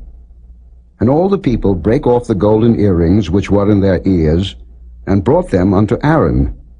And he received them at their hand, and fashioned it with a graving tool, after he had made it a molten calf. And they said, These be thy gods, O Israel, which brought thee up out of the land of Egypt. And when Aaron saw it, he built an altar before it. And Aaron made proclamation and said, Tomorrow is a feast to the Lord. And they rose up early on the morrow, and offered burnt offerings, and brought peace offerings. And the people sat down to eat and to drink, and rose up to play. And the Lord said unto Moses, Go, get thee down, for thy people, which thou broughtest out of the land of Egypt, have corrupted themselves. They have turned aside quickly out of the way which I commanded them. They have made them a molten calf, and have worshipped it, and have sacrificed thereunto, and said, These be thy gods, O Israel, which have brought thee up out of the land of Egypt. And the Lord said unto Moses, I have seen this people, and behold, it is a stiff-necked people. Now therefore let me alone, that my wrath may wax hot against them, and that I may consume them, and I will make of thee a great nation. And Moses besought the Lord his God, and said, Lord, why doth thy wrath wax hot against thy people, which thou hast brought forth out of the land of Egypt with great power and with a mighty hand? Wherefore should the Egyptians speak and say, For mischief did he bring them out, to slay them in the mountains, and to consume them from the face of the earth? Turn from thy fierce wrath, and repent of this evil against thy people. Remember Abraham, Isaac, and Israel thy servants, to whom thou swarest by thine own self, and saidst unto them, I will multiply your seed as the stars of heaven, and all this land that I have spoken of will I give unto your seed, and they shall inherit it forever. And the Lord repented of the evil which he thought to do unto his people. And Moses turned, and went down from the mount, and the 2 tables of the testimony were in his hand. The tables were written on both their sides, on the one side and on the other were they written. And the tables were the work of God, and the writing was the writing of God, graven upon the tables. And when Joshua heard the noise of the people as they shouted, he said unto Moses, There is a noise of war in the camp. And he said, It is not the voice of them that shout for mastery, neither is it the voice of them that cry for being overcome, but the noise of them that sing do I hear. And it came to pass, as soon as he came nigh unto the camp, that he saw the calf and the dancing, and Moses' anger waxed hot, and he cast the tables out of his hands, and brake them beneath the mount. And he took the calf which they had made, and burnt it in the fire, and ground it to powder, and strawed it upon the water, and made the children of Israel drink of it. And Moses said unto Aaron, What did this people unto thee, that thou hast brought so great a sin upon them? And Aaron said, Let not the anger of my Lord wax hot. Thou knowest the people, that they are set on mischief. For they said unto me, Make us gods, which shall go before us. For as for this Moses, the man that brought us up out of the land of Egypt, we wot not what is become of him. And I said unto them, Whosoever hath any gold, let him break it off. So they gave it me. Then I cast it into the fire, and there came out this calf. And when Moses saw that the people were naked, for Aaron had made them naked unto their shame among their enemies, then Moses stood in the gate of the camp and said, Who is on the Lord's side? Let him come unto me. And all the sons of Levi gathered themselves together unto him. And he said unto them, Thus said the Lord God of Israel, Put every man his sword by his side, and go in and out from gate to gate throughout the camp, and slay every man his brother, and every man his companion, and every man his neighbor. And the children of Levi did according to the word of Moses, and there fell of the people that day about 3,000 men. For Moses had said, Consecrate yourselves today to the Lord, even every man upon his son and upon his brother, that he may bestow upon you a blessing this day. And it came to pass on the morrow that Moses said unto the people, Ye have sinned a great sin, and now I will go up unto the Lord. Peradventure I shall make an atonement for your sin. And Moses returned unto the Lord and said, O this people have sinned a great sin, and have made them gods of gold. Yet now, if thou wilt forgive their sin, and if not, blot me, I pray thee, out of thy book which thou hast written. And the Lord said unto Moses, Whosoever hath sinned against me, him will I blot out of my book. Therefore now go, lead the people unto the place of which I have spoken unto thee. Behold, mine angel shall go before thee. Nevertheless in the day when I will visit their sin upon them. And the Lord plagued the people, because they made the calf which Aaron made.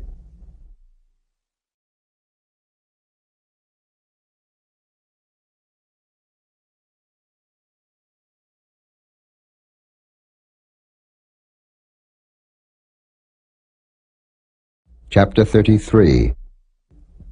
And the Lord said unto Moses, Depart, And go up hence, thou and the people which thou hast brought up out of the land of Egypt, unto the land which I swear unto Abraham, to Isaac, and to Jacob, saying, Unto thy seed will I give it. And I will send an angel before thee, and I will drive out the Canaanite, the Amorite, and the Hittite, and the Perizzite, the Hivite, and the Jebusite, unto a land flowing with milk and honey. For I will not go up in the midst of thee, for thou art a stiff-necked people, lest I consume thee in the way. And when the people heard these evil tidings, they mourned, and no man did put on him his ornaments. For the Lord had said unto Moses, Say unto the children of Israel, Ye are a stiff-necked people. I will come up into the midst of thee in a moment, and consume thee. Therefore now put off thy ornaments from thee, that I may know what to do unto thee. And the children of Israel stripped themselves of their ornaments by the Mount Horeb. And Moses took the tabernacle, and pitched it without the camp, afar off from the camp, and called it the tabernacle of the congregation. And it came to pass that every one which sought the Lord went out unto the tabernacle of the congregation, which was without the camp.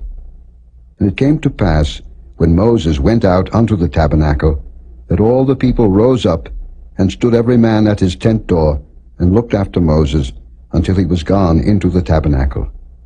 And it came to pass, as Moses entered into the tabernacle, the cloudy pillar descended, and stood at the door of the tabernacle, and the Lord talked with Moses. And all the people saw the cloudy pillar stand at the tabernacle door, and all the people rose up and worshipped, every man in his tent door. And the Lord spake unto Moses face to face, as a man speaketh unto his friend. And he turned again into the camp. But his servant Joshua the son of Nun, a young man, departed not out of the tabernacle. And Moses said unto the Lord, See, thou sayest unto me, Bring up this people, and thou hast not let me know whom thou wilt send with me. Yet thou hast said, I know thee by name, and thou hast also found grace in my sight. Now therefore I pray thee, if I have found grace in thy sight, show me now thy way, that I may know thee, that I may find grace in thy sight, and consider that this nation is thy people. And he said, My presence shall go with thee, and I will give thee rest. And he said unto him, If thy presence go not with me, carry us not up hence. For wherein shall it be known here that I and thy people have found grace in thy sight? Is it not in that thou goest with us? So shall we be separated, I and thy people, from all the people that are upon the face of the earth. And the Lord said unto Moses, I will do this thing also that thou hast spoken, for thou hast found grace in my sight, and I know thee by name. And he said, I beseech thee, show me thy glory. And he said, I will make all my goodness pass before thee, and I will proclaim the name of the Lord before thee, and will be gracious to whom I will be gracious, and will show mercy on whom I will show mercy. And he said, Thou canst not see my face, for there shall no man see me and live. And the Lord said, Behold, there is a place by me, and thou shalt stand upon a rock. And it shall come to pass, while my glory passeth by, that I will put thee in a cleft of the rock, and will cover thee with my hand while I pass by. And I will take away mine hand, and thou shalt see my back parts, but my face shall not be seen.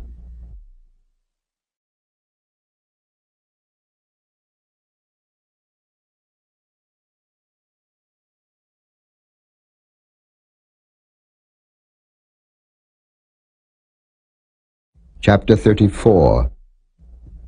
And the Lord said unto Moses, Hew thee 2 tables of stone like unto the first, and I will write upon these tables the words that were in the first tables, which thou breakest.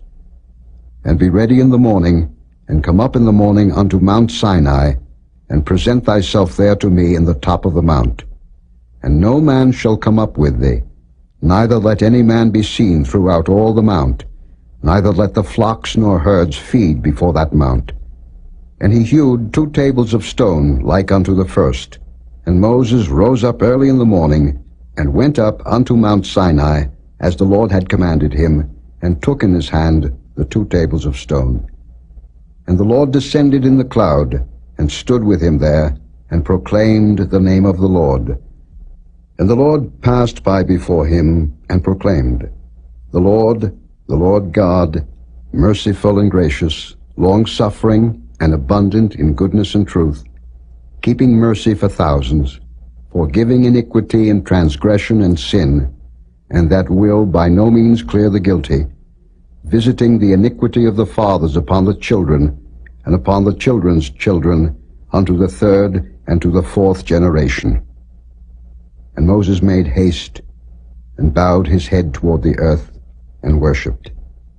And he said, If now I have found grace in thy sight, O Lord, let my Lord, I pray thee, go among us, for it is a stiff-necked people, and pardon our iniquity and our sin, and take us for thine inheritance. And he said, Behold, I make a covenant.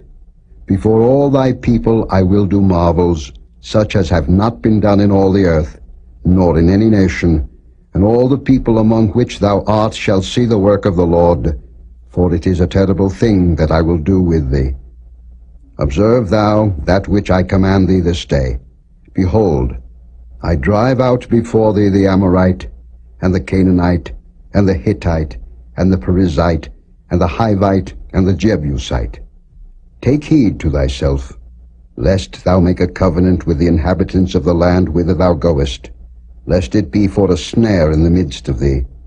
But ye shall destroy their altars, break their images, and cut down their groves.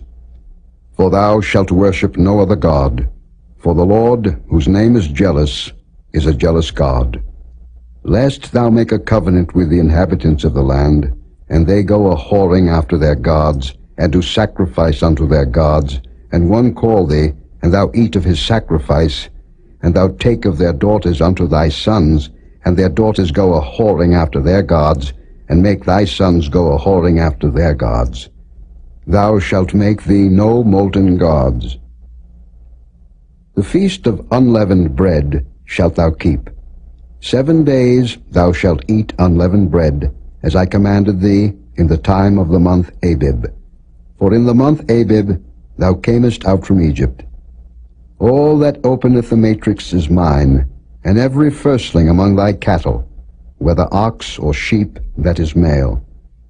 But the firstling of an ass thou shalt redeem with a lamb, and if thou redeem him not, then shalt thou break his neck.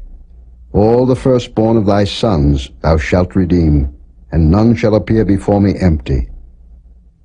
6 days thou shalt work, but on the 7th day thou shalt rest. In earing time and in harvest thou shalt rest. And thou shalt observe the feast of weeks, of the first fruits of wheat harvest, and the feast of ingathering at the year's end. Thrice in the year shall all your men children appear before the Lord God, the God of Israel. For I will cast out the nations before thee, and enlarge thy borders. Neither shall any man desire thy land, when thou shalt go up to appear before the Lord thy God thrice in the year. Thou shalt not offer the blood of my sacrifice with leaven, neither shall the sacrifice of the feast of the Passover be left unto the morning. The first of the first fruits of thy land thou shalt bring unto the house of the Lord thy God. Thou shalt not see the kid in his mother's milk. And the Lord said unto Moses, Write thou these words, for after the tenor of these words I have made a covenant with thee and with Israel. And he was there with the Lord 40 days and 40 nights. He did neither eat bread nor drink water. And he wrote upon the tables the words of the covenant, the 10 commandments. And it came to pass, when Moses came down from Mount Sinai with the 2 tables of testimony in Moses' hand, when he came down from the mount, that Moses wist not that the skin of his face shone while he talked with him.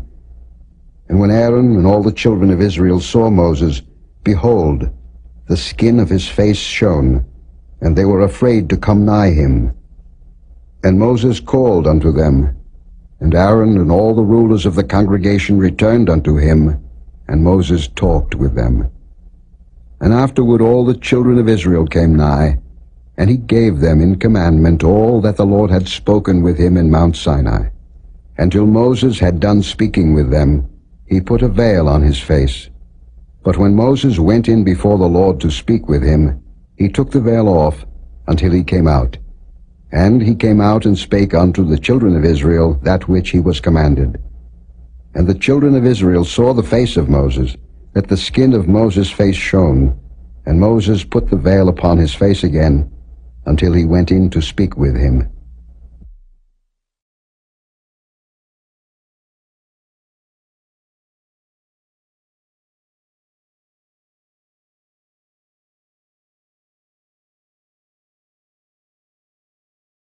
Chapter 35.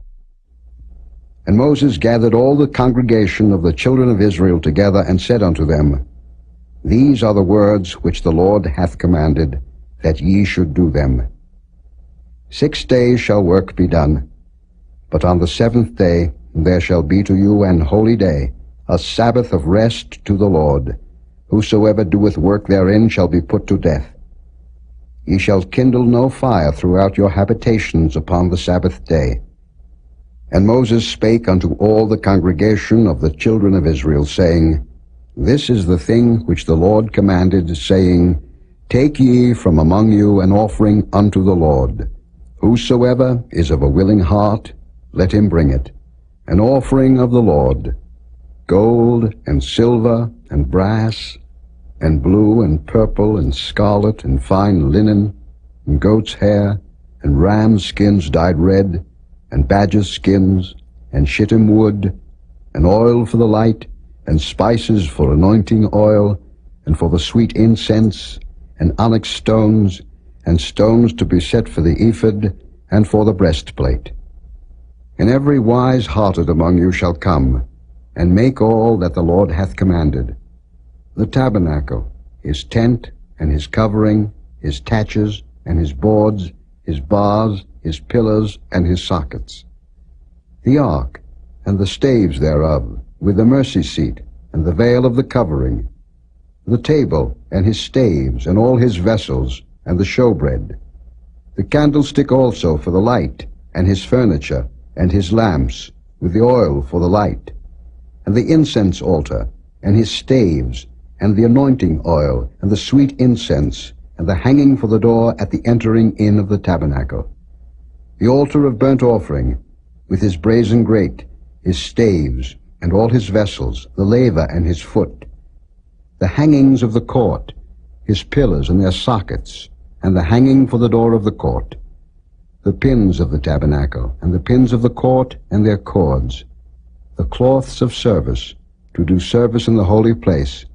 The holy garments for Aaron the priest, and the garments of his sons, to minister in the priest's office. And all the congregation of the children of Israel departed from the presence of Moses. And they came, every one whose heart stirred him up, and every one whom his spirit made willing, and they brought the Lord's offering to the work of the tabernacle of the congregation, and for all his service, and for the holy garments. And they came, both men and women, as many as were willing-hearted, and brought bracelets and earrings and rings and tablets, all jewels of gold. And every man that offered an offering of gold unto the Lord. And every man with whom was found blue and purple and scarlet and fine linen and goat's hair and red skins of rams and badgers' skins brought them. Every one that did offer an offering of silver and brass brought the Lord's offering, and every man with whom was found shittim wood for any work of the service brought it. And all the women that were wise-hearted did spin with their hands, and brought that which they had spun, both of blue, and of purple, and of scarlet, and of fine linen. And all the women whose hearts stirred them up in wisdom spun goat's hair. And the rulers brought onyx stones, and stones to be set for the ephod, and for the breastplate, and spice, and oil for the light, and for the anointing oil, and for the sweet incense. The children of Israel brought a willing offering unto the Lord, every man and woman, whose heart made them willing to bring for all manner of work, which the Lord had commanded to be made by the hand of Moses. And Moses said unto the children of Israel, See, the Lord hath called by name Bezaleel the son of Uri, the son of Hur, of the tribe of Judah. And he hath filled him with the Spirit of God, in wisdom, in understanding, and in knowledge, and in all manner of workmanship, and to devise curious works, to work in gold, and in silver, and in brass, and in the cutting of stones, to set them, and in carving of wood, to make any manner of cunning work. And he hath put in his heart that he may teach, both he and Aholiab, the son of Ahisamach, of the tribe of Dan. Them hath he filled with wisdom of heart, to work all manner of work, of the engraver, and of the cunning workman, and of the embroiderer, in blue, and in purple, in scarlet, and in fine linen, and of the weaver, even of them that do any work, and of those that devise cunning work.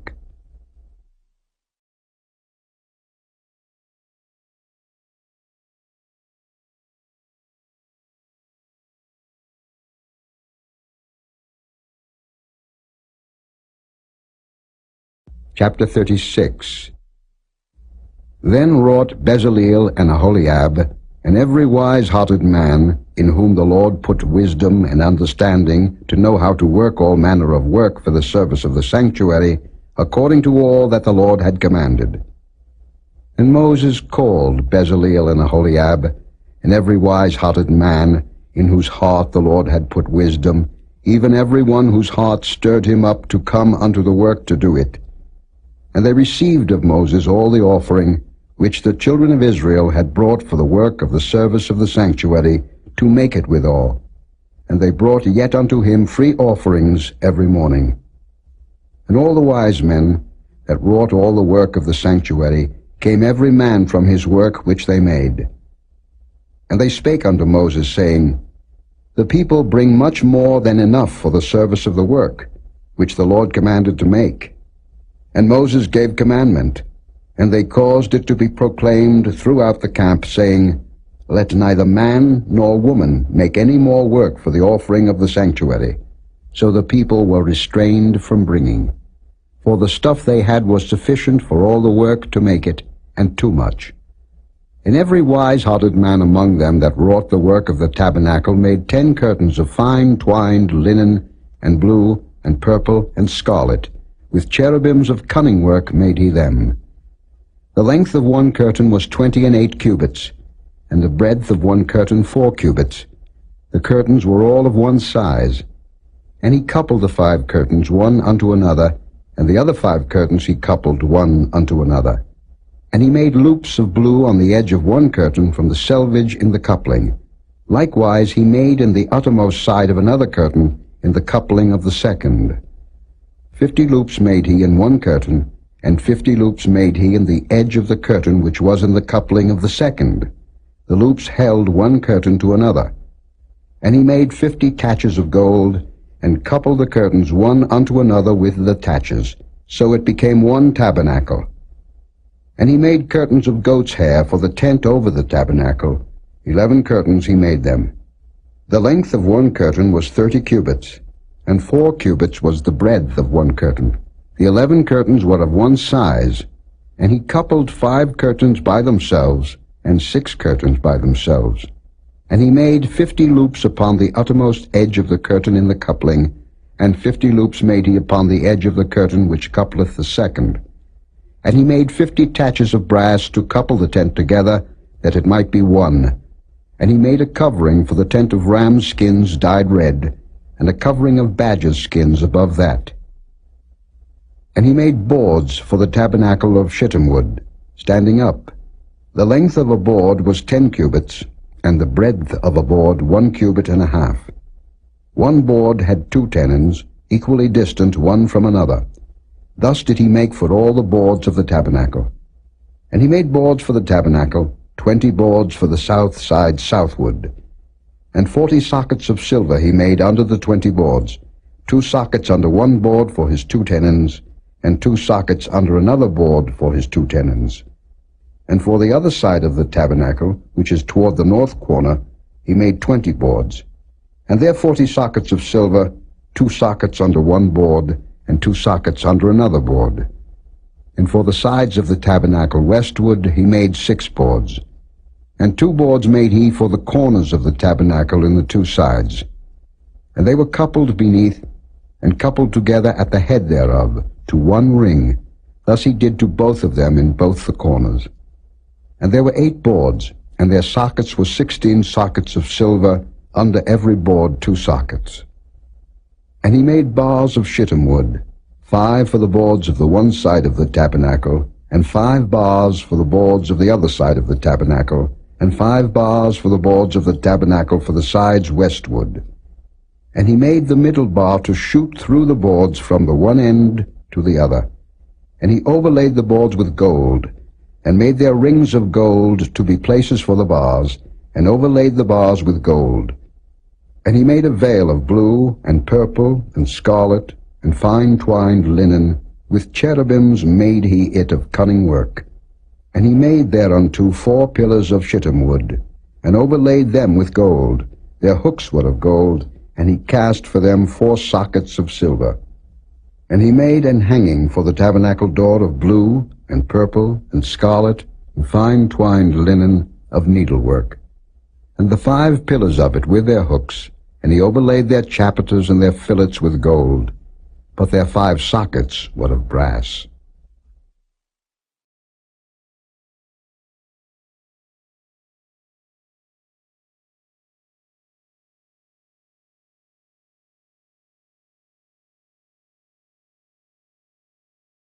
Chapter 37. And Bezaleel made the ark of shittim wood. 2 cubits and a half was the length of it, and 1 cubit and a half the breadth of it, and 1 cubit and a half the height of it. And he overlaid it with pure gold within and without, and made a crown of gold to it round about. And he cast for it 4 rings of gold, to be set by the 4 corners of it, even 2 rings upon the one side of it, and 2 rings upon the other side of it. And he made staves of shittim wood, and overlaid them with gold. And he put the staves into the rings by the sides of the ark, to bear the ark. And he made the mercy seat of pure gold. 2 cubits and a half was the length thereof, and 1 cubit and a half the breadth thereof. And he made 2 cherubims of gold. Beaten out of one piece made he them, on the 2 ends of the mercy seat. 1 cherub on the end on this side, and another cherub on the other end on that side. Out of the mercy seat made he the cherubims on the 2 ends thereof. And the cherubims spread out their wings on high, and covered with their wings over the mercy seat, with their faces one to another, even to the mercy seatward were the faces of the cherubims. And he made the table of shittim wood. 2 cubits was the length thereof, and 1 cubit the breadth thereof, and 1 cubit and a half the height thereof. And he overlaid it with pure gold, and made thereunto a crown of gold round about. Also he made thereunto a border of an handbreadth round about, and made a crown of gold for the border thereof round about. And he cast for it 4 rings of gold, and put the rings upon the 4 corners that were in the 4 feet thereof. Over against the border were the rings, the places for the staves to bear the table. And he made the staves of shittim wood, and overlaid them with gold, to bear the table. And he made the vessels which were upon the table, his dishes, and his spoons, and his bowls, and his covers to cover withal, of pure gold.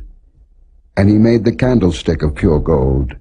Of beaten work made he the candlestick, his shaft, and his branch, his bowls, his knops, and his flowers were of the same. And 6 branches going out of the sides thereof, 3 branches of the candlestick out of the one side thereof, and 3 branches of the candlestick out of the other side thereof. 3 bowls made after the fashion of almonds in one branch, a knop and a flower, and 3 bowls made like almonds in another branch, a knop and a flower, so throughout the 6 branches going out of the candlestick. And in the candlestick were 4 bowls made like almonds, his knops and his flowers, and a knop under 2 branches of the same, and a knop under 2 branches of the same, and a knop under 2 branches of the same, according to the 6 branches going out of it. Their knops and their branches were of the same. All of it was one beaten work of pure gold.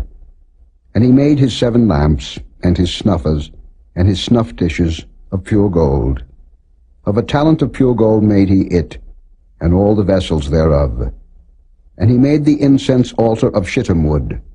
The length of it was a cubit, and the breadth of it a cubit. It was 4 square, and 2 cubits was the height of it. The horns thereof were of the same. And he overlaid it with pure gold, both the top of it, and the sides thereof round about, and the horns of it. Also he made unto it a crown of gold round about. And he made 2 rings of gold for it under the crown thereof, by the 2 corners of it, upon the 2 sides thereof, to be places for the staves to bear it withal. And he made the staves of shittim wood, and overlaid them with gold. And he made the holy anointing oil, and the pure incense of sweet spices, according to the work of the apothecary.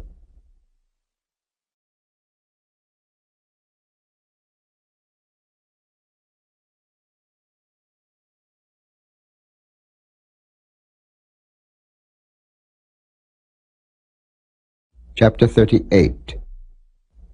And he made the altar of burnt offering of shittim wood. 5 cubits was the length thereof, and 5 cubits the breadth thereof. It was 4 square, and 3 cubits the height thereof. And he made the horns thereof on the 4 corners of it. The horns thereof were of the same, and he overlaid it with brass. And he made all the vessels of the altar, the pots and the shovels and the basins, and the flesh hooks and the fire pans. All the vessels thereof made he of brass.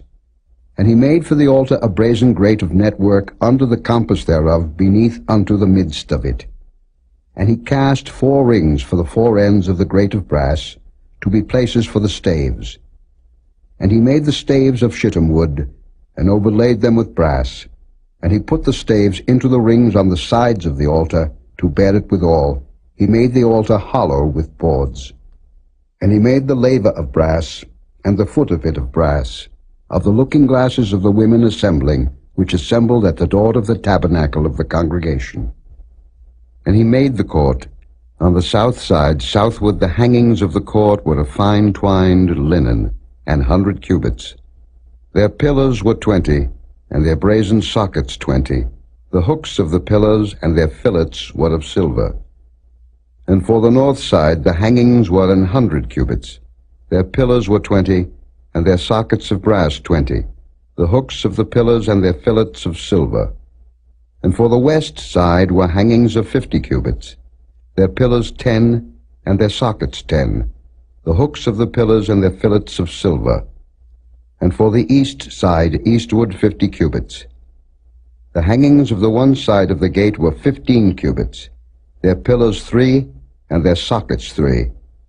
And for the other side of the court gate, on this hand and that hand, were hangings of 15 cubits, their pillars 3, and their sockets 3. All the hangings of the court round about were of fine twined linen, and the sockets for the pillars were of brass. The hooks of the pillars and their fillets of silver, and the overlaying of their chapiters of silver, and all the pillars of the court were filleted with silver. And the hanging for the gate of the court was needlework, of blue and purple and scarlet and fine twined linen. And 20 cubits was the length, and the height in the breadth was 5 cubits, answerable to the hangings of the court. And their pillars were 4, and their sockets of brass 4, their hooks of silver, and the overlaying of their chapiters and their fillets of silver. And all the pins of the tabernacle and of the court round about were of brass. This is the sum of the tabernacle, even of the tabernacle of testimony, as it was counted, according to the commandment of Moses, for the service of the Levites, by the hand of Ithamar, son to Aaron the priest. And Bezaleel the son of Uri, the son of Hur, of the tribe of Judah, made all that the Lord commanded Moses. And with him was Aholiab, son of Ahisamach, of the tribe of Dan, an engraver, and a cunning workman, and an embroiderer in blue, and in purple, and in scarlet, and fine linen. All the gold that was occupied for the work and all the work of the holy place, even the gold of the offering, was 29 talents, and 730 shekels, after the shekel of the sanctuary. And the silver of them that were numbered of the congregation was 100 talents, and 1,760 shekels, after the shekel of the sanctuary. A bekah for every man, that is, half a shekel, after the shekel of the sanctuary, for every one that went to be numbered, from 20 years old and upward, for 600,000 and 3,550 men. And of the 100 talents of silver were cast the sockets of the sanctuary, and the sockets of the veil, and 100 sockets of the 100 talents, a talent for a socket. And of the 1,775 shekels, he made hooks for the pillars, and overlaid their chapiters, and filleted them. And the brass of the offering was 70 talents, and 2,400 shekels. And therewith he made the sockets to the door of the tabernacle of the congregation, and the brazen altar, and the brazen grate for it, and all the vessels of the altar, and the sockets of the court round about, and the sockets of the court gate, and all the pins of the tabernacle, and all the pins of the court round about.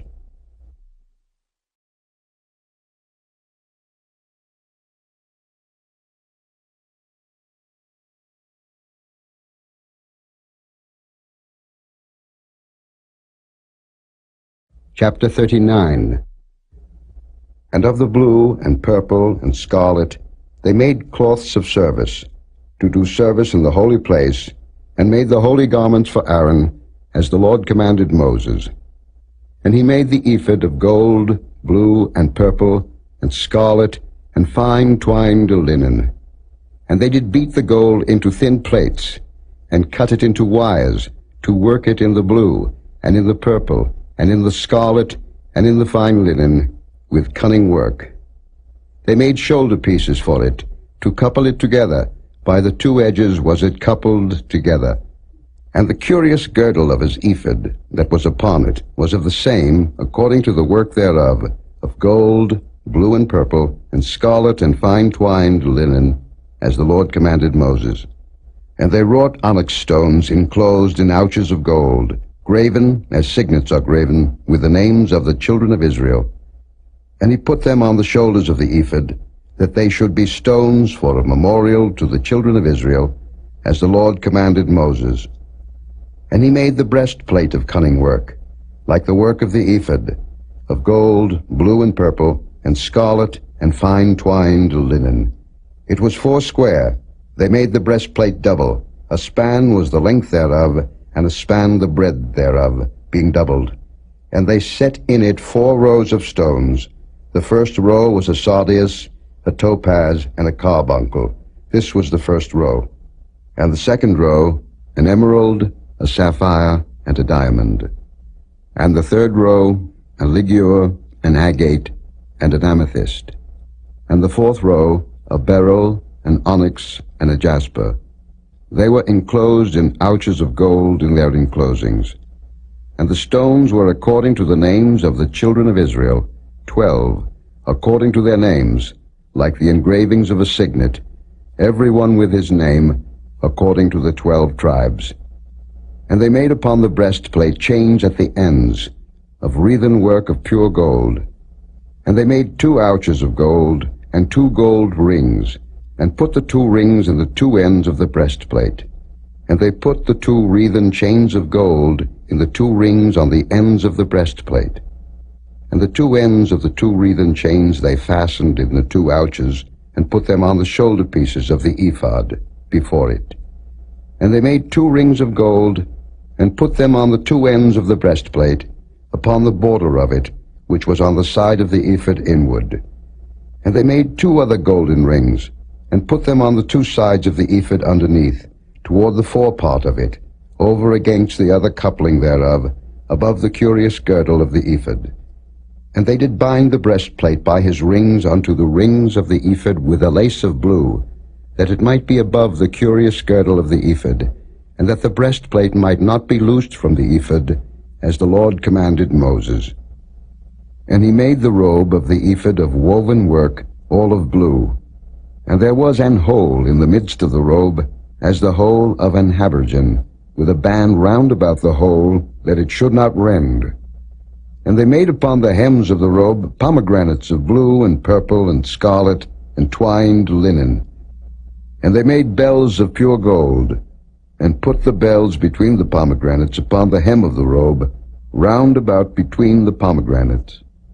A bell and a pomegranate, a bell and a pomegranate, round about the hem of the robe to minister in, as the Lord commanded Moses.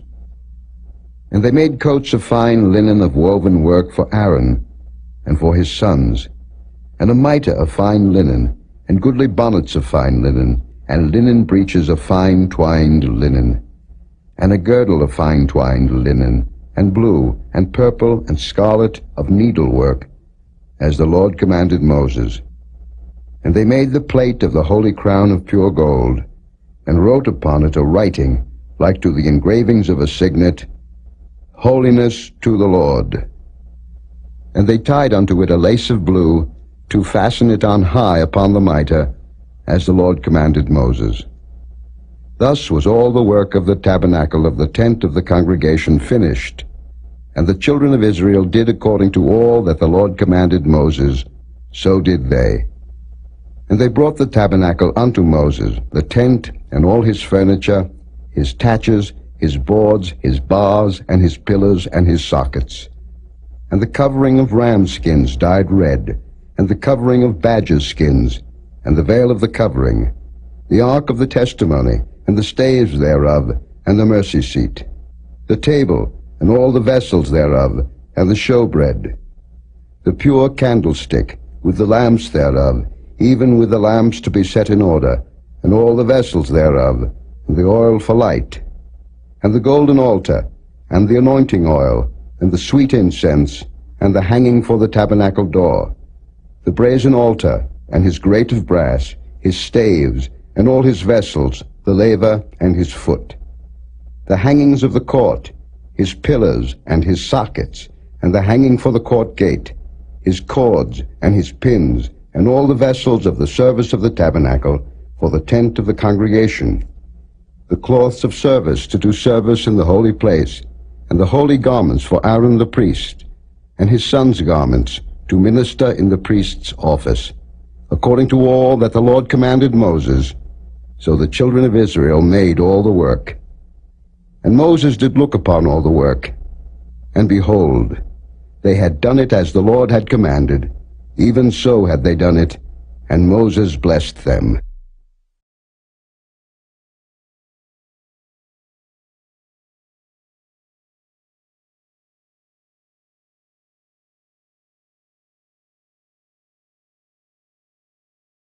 Chapter 40. And the Lord spake unto Moses, saying, On the first day of the first month shalt thou set up the tabernacle of the tent of the congregation. And thou shalt put therein the ark of the testimony, and cover the ark with the veil.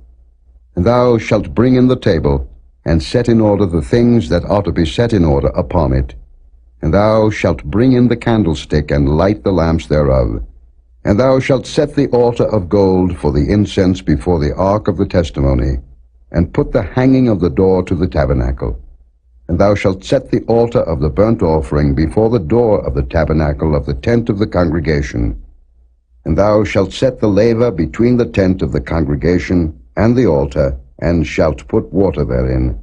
And thou shalt set up the court round about, and hang up the hanging at the court gate. And thou shalt take the anointing oil, and anoint the tabernacle, and all that is therein, and shalt hallow it, and all the vessels thereof, and it shall be holy.